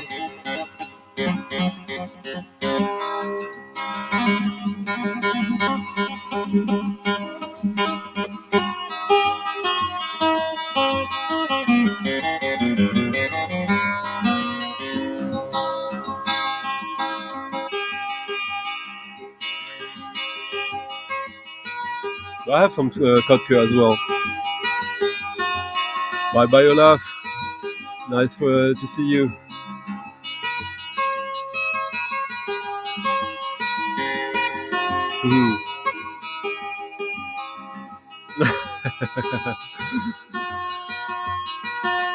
Yeah, that was a little bit of a discreet flex.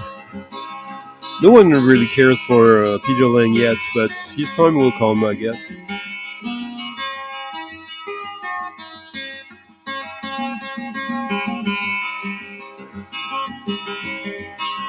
He's not as often inspired as Robbie Basho, but sometimes he is, and his technique, his playing is, I think, even stronger.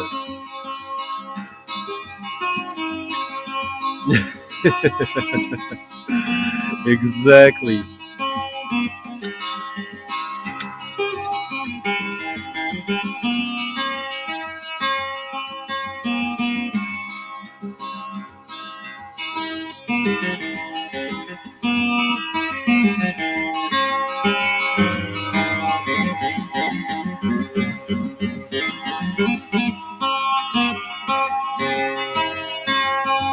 That's insane playing, by the way.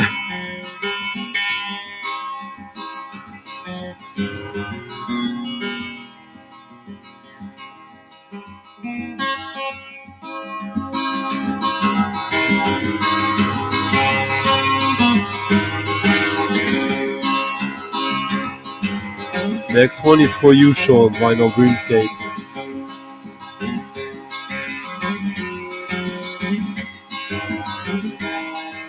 We have a good half hour left,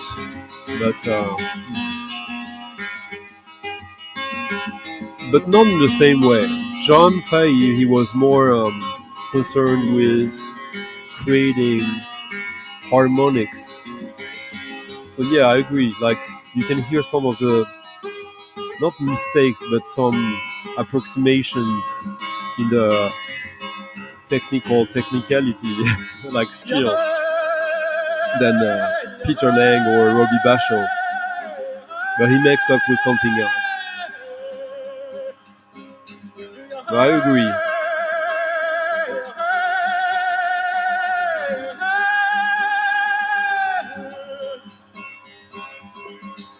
Wow, it took me almost 2 hours to finish a beer.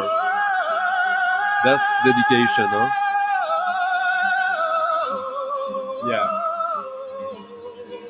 Yeah, there's the voice. That's, for me, that's the...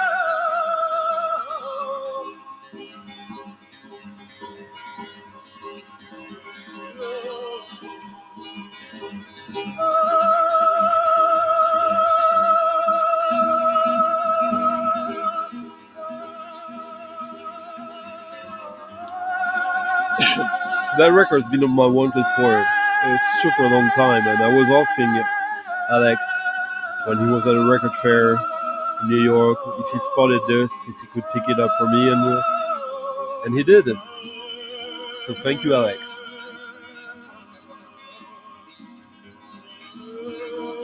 Does he though? All right, bold statement.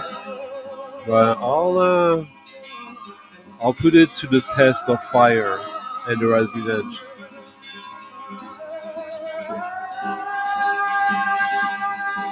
No, don't see it that way.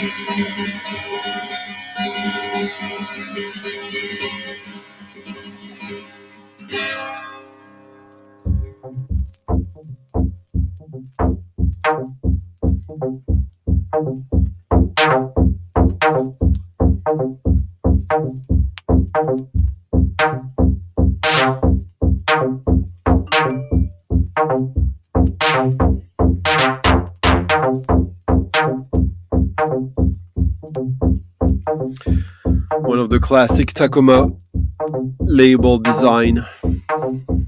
One of the most beautiful ones.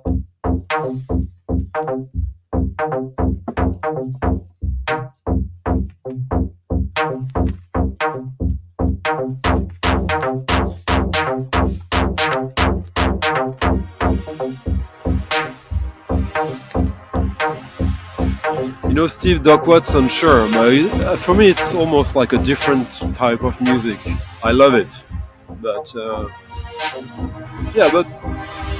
yeah, sure. Worth mentioning now, for sure.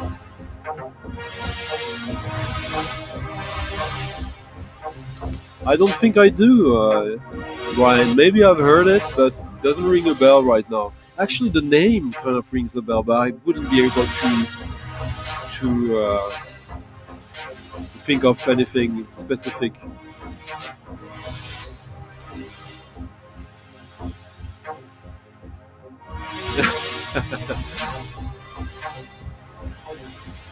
Hello, the best of them all. Ryan Anderson in the house.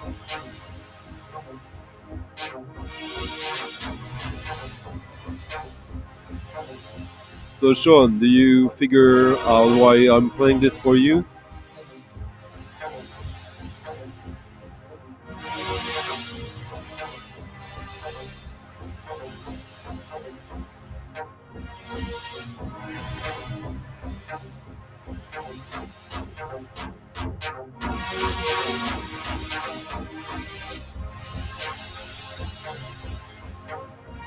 Apart from the fact this is pure coolness.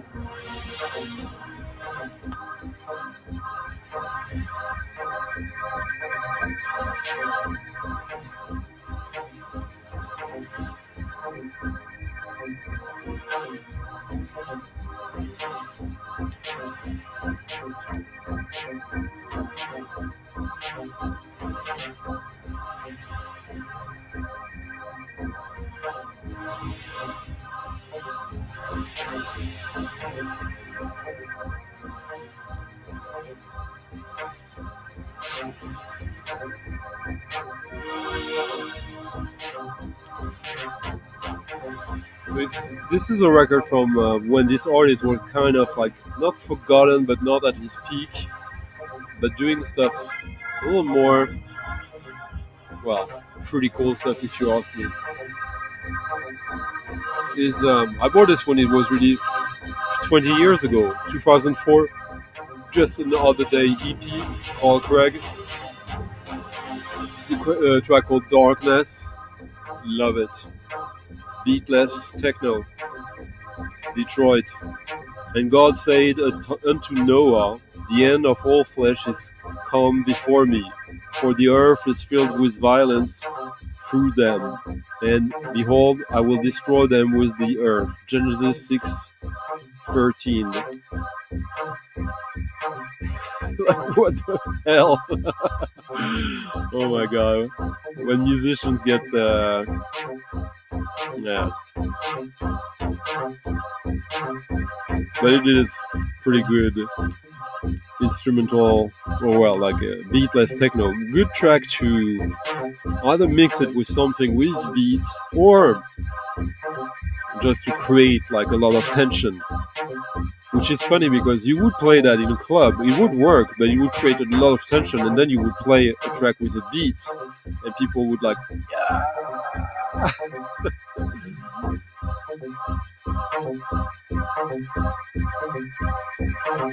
Hard house, huh? I wouldn't call anything he's done hard house. It's techno, and hard house is a very specific type of house that. But maybe I've missed some stuff. Yeah, it's super cheap.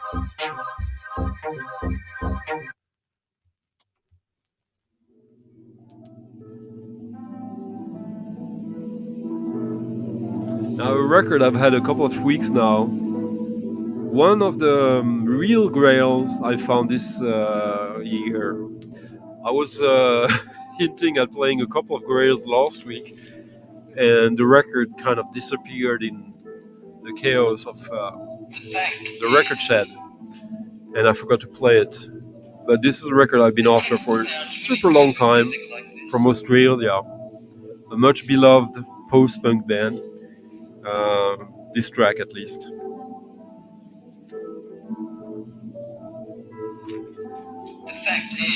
So this is one of these records I would call invisible before being expensive. I played a lot of cheap records tonight, but this one, ooh.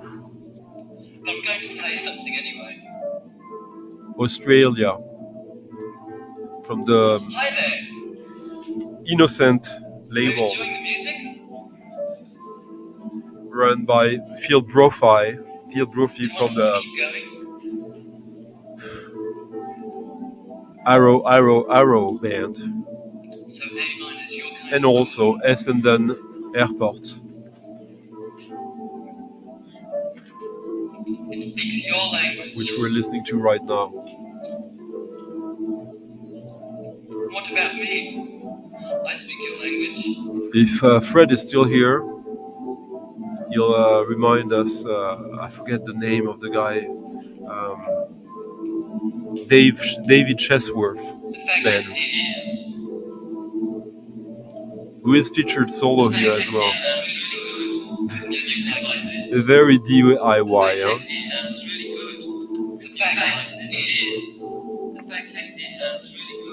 Yeah, it is.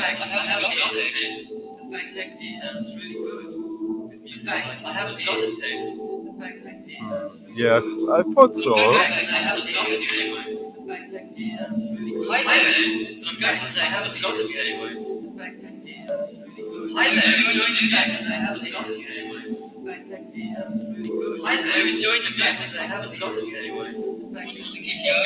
So this label and this clique of people, mostly like esoteric, post-punk, minimal synth, jazz, weirdness. Phil Brophy went on to do a lot of music for sound, theater, stage, and production, like library music, essentially for TV in Australia. When I get the time, we're gonna do a video together, him and me. He's promised me he's agreed to do an interview. So I'm just waiting for a couple of records I'm still missing of his. Yeah, when I say the Three Arrows, here, that's the name of the band. Yeah, not the best marketing choice, huh? Decision.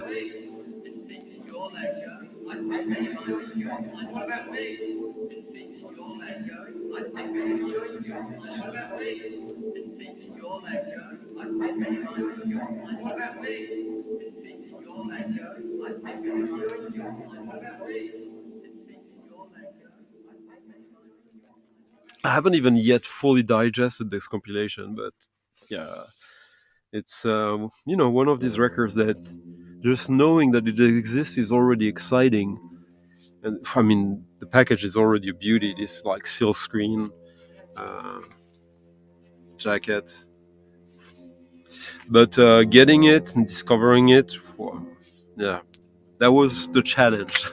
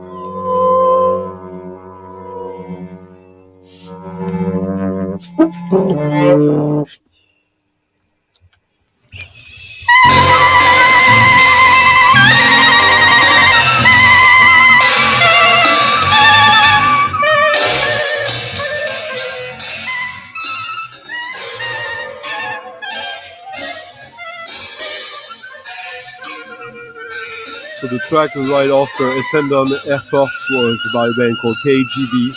Never heard of them.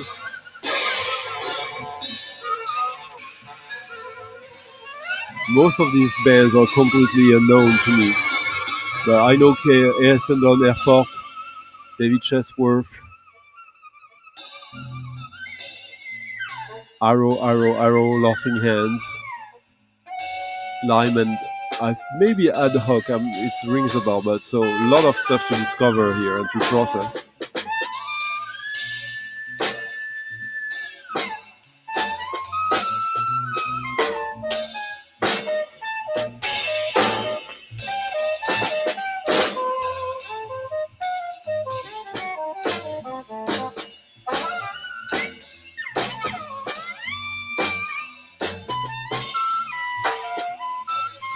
Ooh, okay, I missed some few comments of you guys now. Alright, let's see. Hello, Boston. Oh no, you were there earlier. Yeah, but you know, there's that other band, Chick, actually. Okay, but Byron Coley is aware of them, so that's nice. I love that you mentioned him, Boston in Reggie, Mike. For those who don't know, Byron Coley was putting out the Force Exposure fanzine in the 80s, early 90s in the US, which is very instrumental in the growing of knowledge of all this kind of music. And I guess he's still running Force Exposure to some degree, the distribution company now.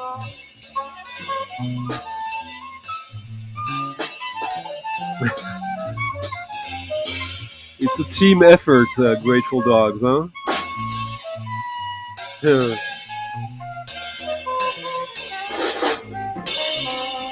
Yeah, that one yeah. I need that one, Sean.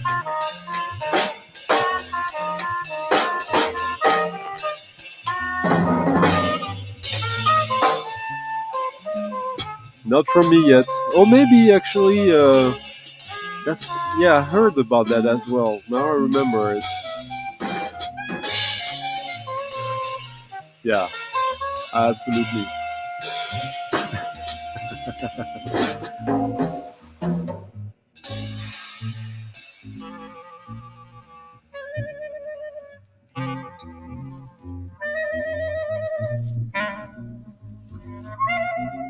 Yeah, absolutely. Alright, so what are we listening to, huh? There's a musician that I don't like that much.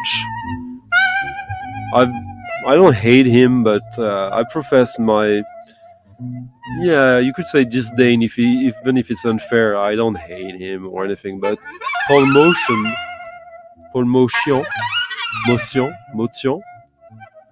he's not my favorite vibe player, which is good because he's also a percussionist. But he plays the vibe sometimes, if I remember correctly. But anyway, interesting to hear Steve Swallow on electric bass here. Of course, this Kenny Davern record is really interesting to me because of the Steve Lacy connection.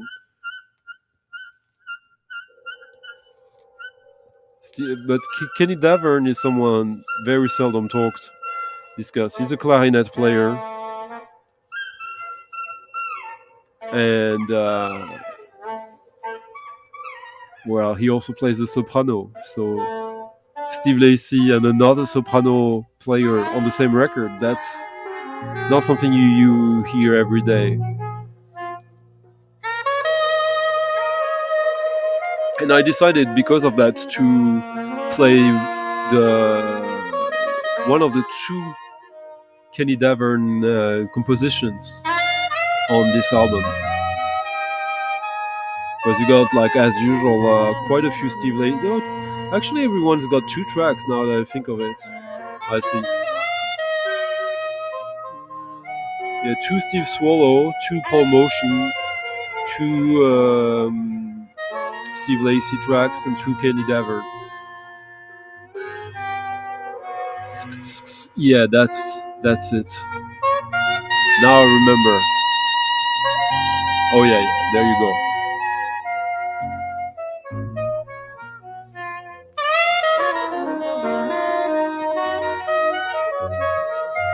No, that can't be true. They're barely at. I think they're at 20 million. Not. What are you talking about, Alex?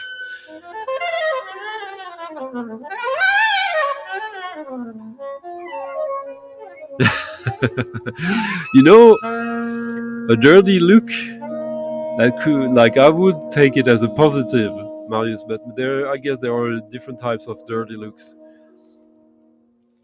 So unfortunately, I'll be honest with you guys, like, this record is good, but it came in that sleeve, and I think that there's some noise on it now that is coming from that plastic. Ugh.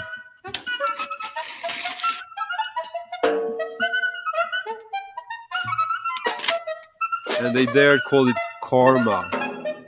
Come on. Still listenable, but yeah, it's a bit of a shame. I remember playing that record a long time ago, and it sounded really good, but I can see it on the record.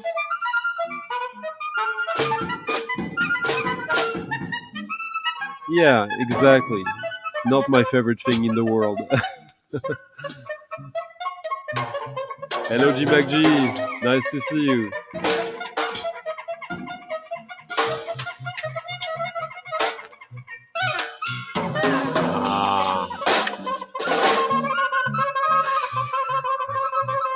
Some spiritual jazz you want, Christopher?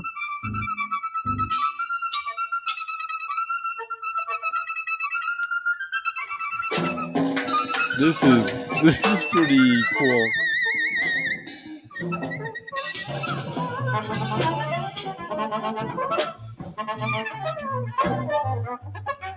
Okay, I'll give Christophe some proto-spiritual jazz.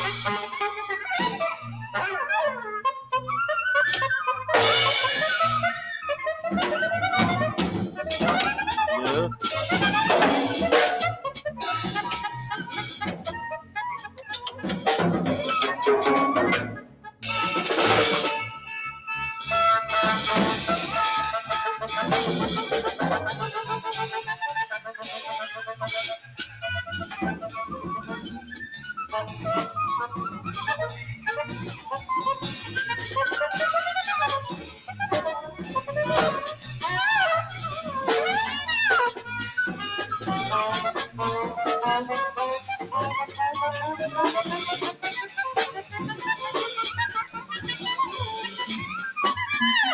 Or some adjacent or spiritual adjacent jazz. Yeah. Yeah, this is good, huh? Double soprano saxophone.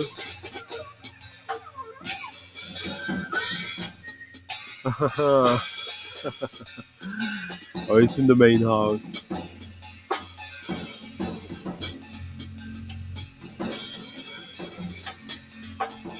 Thank you, Sean.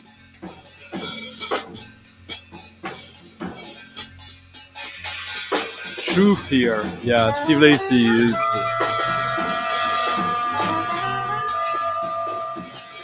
one of my top 3 favorite musicians.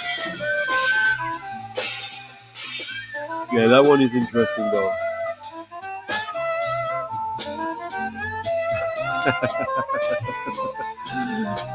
Shall we? There's some time. Maybe, if you guys can push the right buttons. Yeah, 2 hours and 15 minutes. So that's before the final one at the end. That's the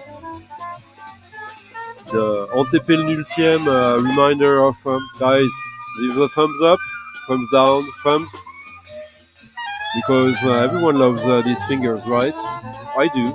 I don't know why. I have no idea, but I'm very obedient, as you guys know, so do that. And if you want to do more than that and want to support the stream, tip your DJ of the night, support the channel actively. You can always leave a tip in the coffee jar. The first link in the description of the video. That is how this can happen every single week, or almost.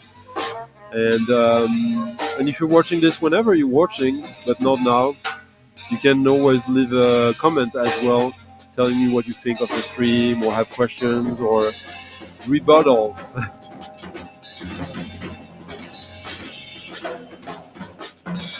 We'll have to talk about that, Alex.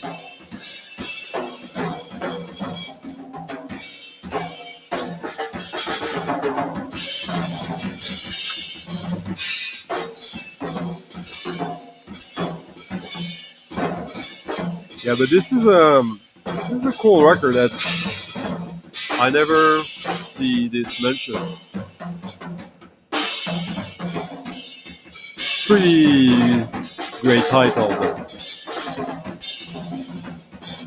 Quite unusual also to see Steve Swallow looking like a rocker, hippie. Basically looking a little bit like me here. But also, yeah, on bass guitar instead of double bass. He's been around since the early 60s. Maybe even before that. Yeah, this is from 78. So, Christopher, this is for you.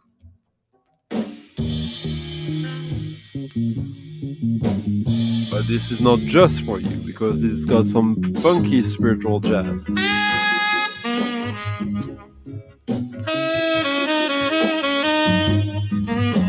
Oh, yeah, Luke Slater. Oh my god, I love it.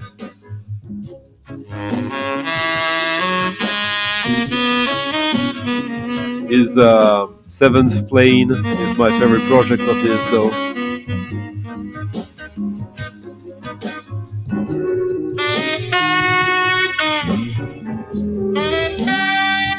You're most welcome. But it's not finished yet.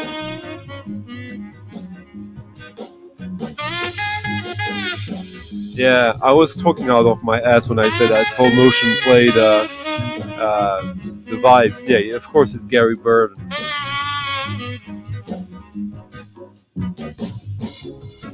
Rainford.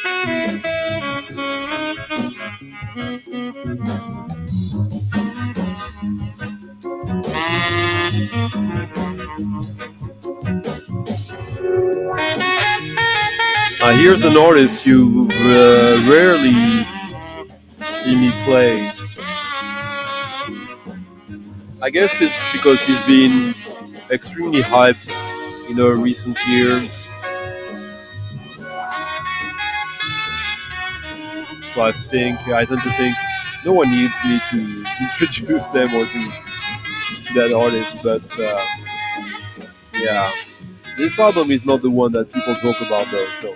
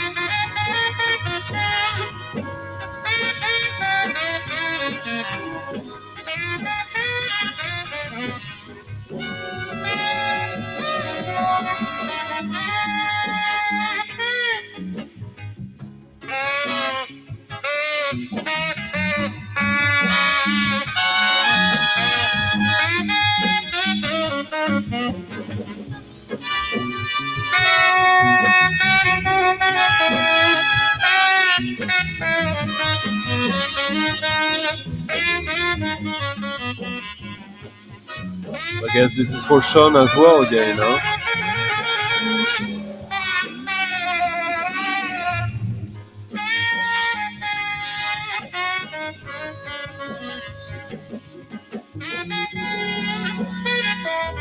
'69.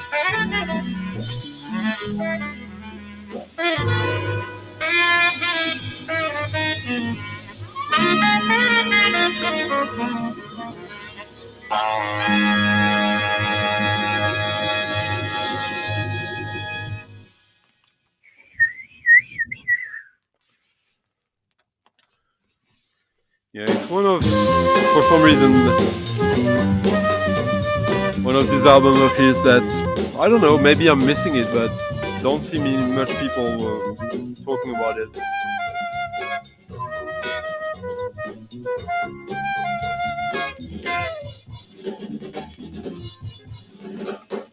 I guess his most famous stuff is obviously from the late 50s, early 60s.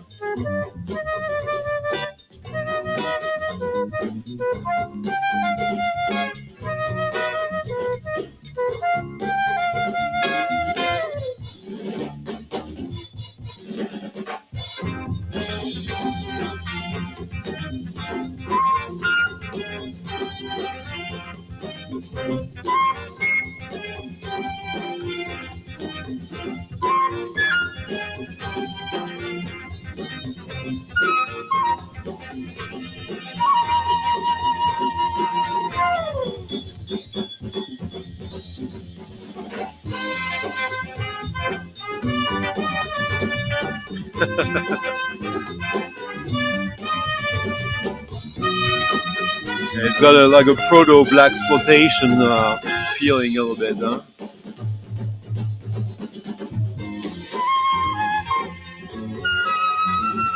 It's like spiritual blaxploitation. Is that a new style? We're just cornering? Possibly, right? Spiritual blaxploitation. Yusef Lateef, 1969, Detroit.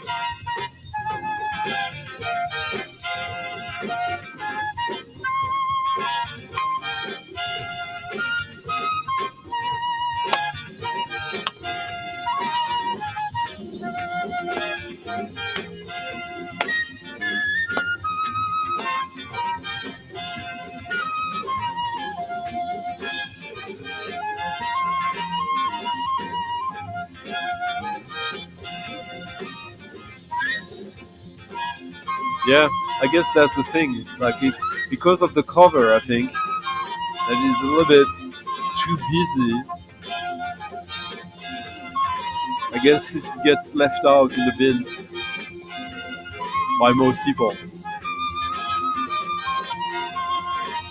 Yeah, but you agree, it's not really hype, that record.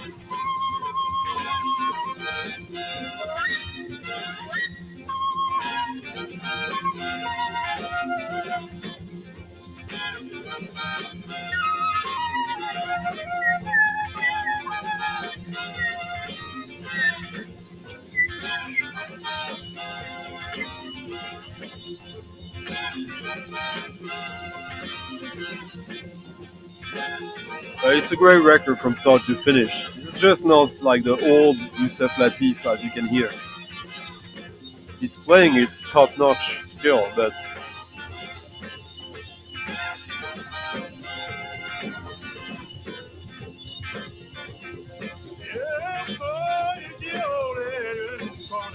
yeah, this is great.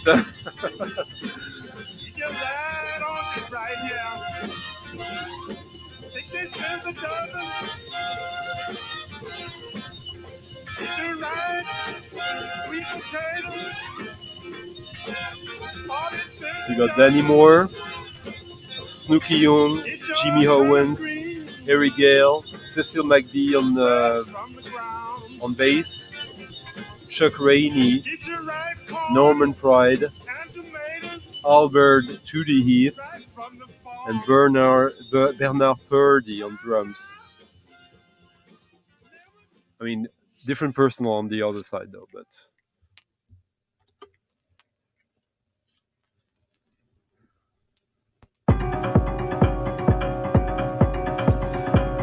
So G-Mac-G, I couldn't find the Jazz Lizard records. I know about where they are, but not exactly, unfortunately. So next time, I promise I'll indulge you.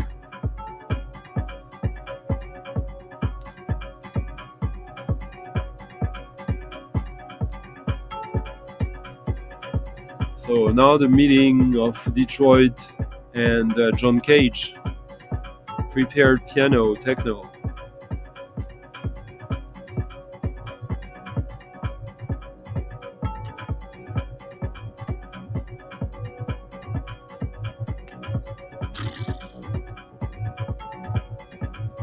Hear the bass in the background.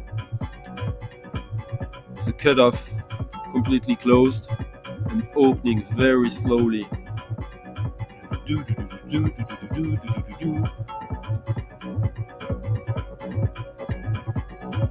That's acid. Before it becomes acid. Just a cutoff button knob turned down and now slowly opening.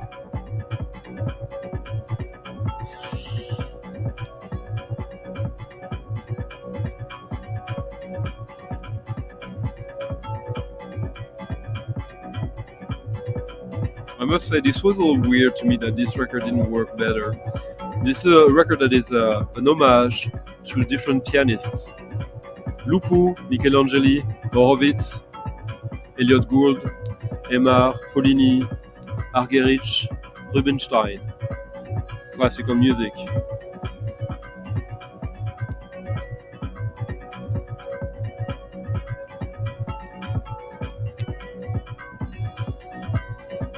Fabrizio Rat, the pianist.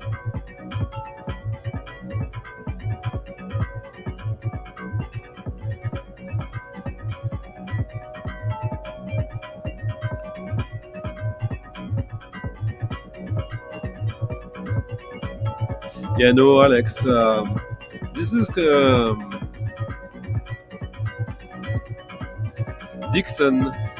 Terence Dixon, his melodies are more abstract than this, I would say. Yeah, this is. Especially this track, which is the Michelangeli one.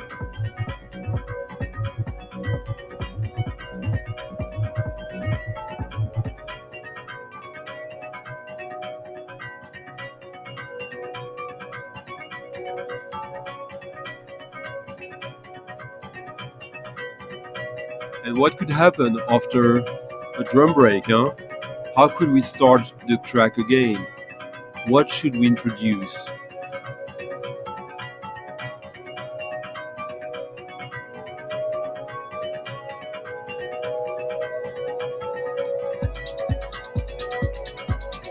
All right.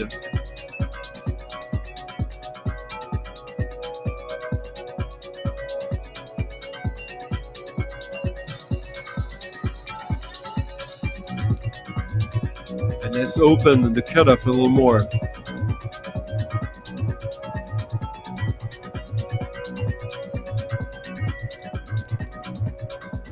Yeah, absolutely. Yeah, I might play that at the festival. I expect this to be still super cheap. I got this a few. I think it was released in like 2016, 17, something like that. Maybe even after that. I remember hesitating to get it for some reason, and yeah, I picked it up for like $5 on discogs.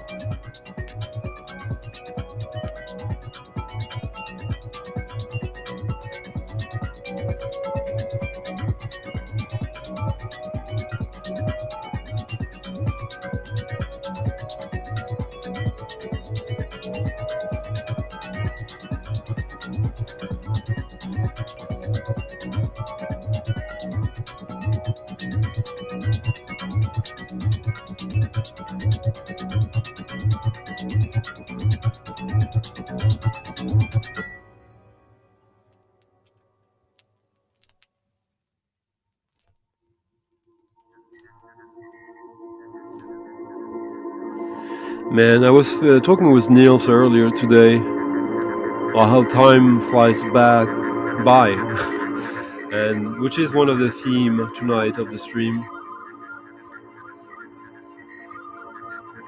Like 2 weeks ago, he was here, unannounced, even to me, and it feels like it was at the very most last week, but even less than so.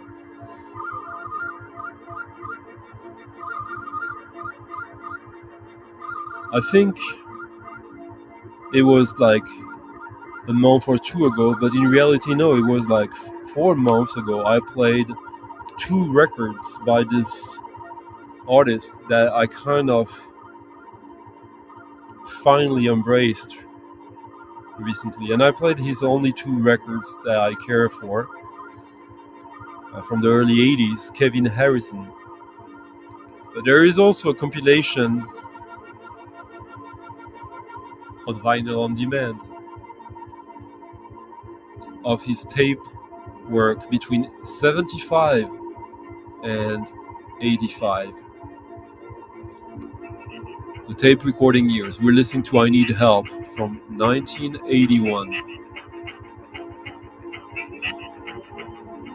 No, I'm wrong. We're listening to Transmitten Road Zone from 85. So the most recent track on this.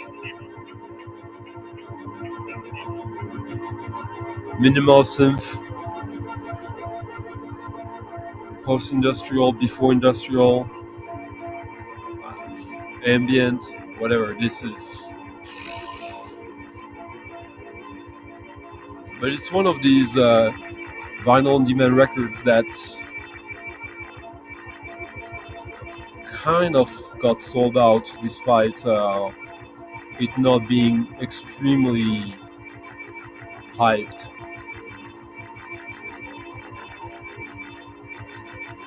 I bought 2 copies of this because the first copy I got from it, I ordered it 4 months ago, and it was a near mint record, and it arrived with some bad marks on the edge of the record. Probably at the opening of the record something happened, and it took such a long time to settle this and to find another good copy. Here it is. Got this week. So I feel I've been talking about Kevin Harrison, that he's been in my head for 4 or 5 months now, even if it's only the second time I'm playing it to you, at least. Oh yeah.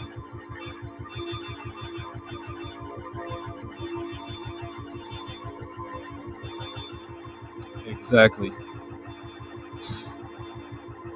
This is the kind of sweet music that I love, when you have this murky bricolage, workshop music, experimental in the most punk way.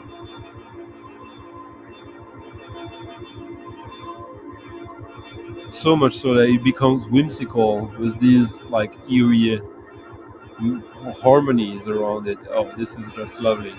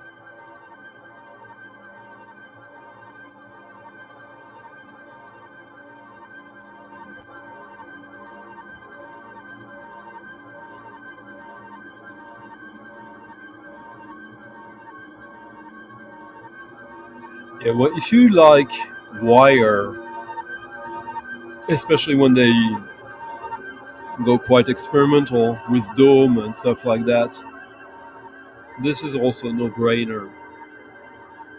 But Kevin Harrison has, I guess, yet to fully get his due. I mean, getting a vinyl on demand retrospective, either it just means that Frank is obsessed with them or really likes them, or maybe even a little more. But I think he deserves way more recognition. I think he is on par with John Bender, but maybe even more versatile.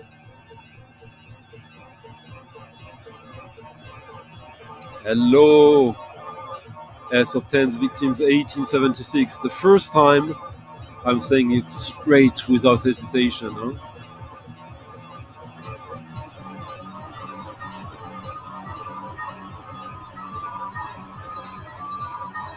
Anyways, we're gonna close with the next song, which is fairly long.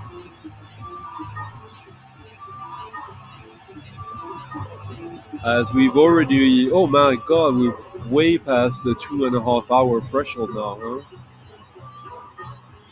Yeah. So what?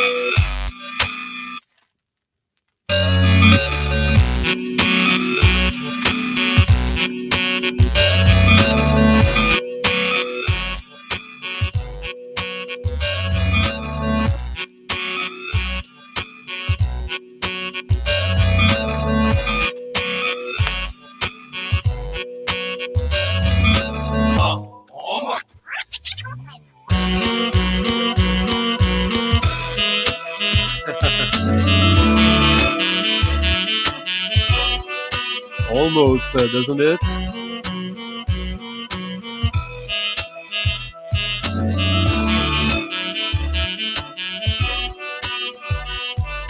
This is the meeting of two of the best talents in modern hip-hop of the 2000s, in my opinion. On Ghostly, Dabrye, but this is a Prefuse 73 Dabrye Megamix.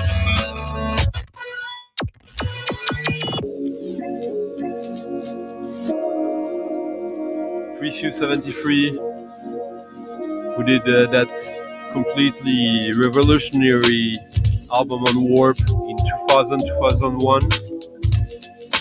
I love this. who I spent quite many nights with, drinking mojitos in escort bars in northern Paris. Fun times. And Dabrye, also known as James T. Cotton, Tad Melnix from Ann Arbor. Just an absolute genius.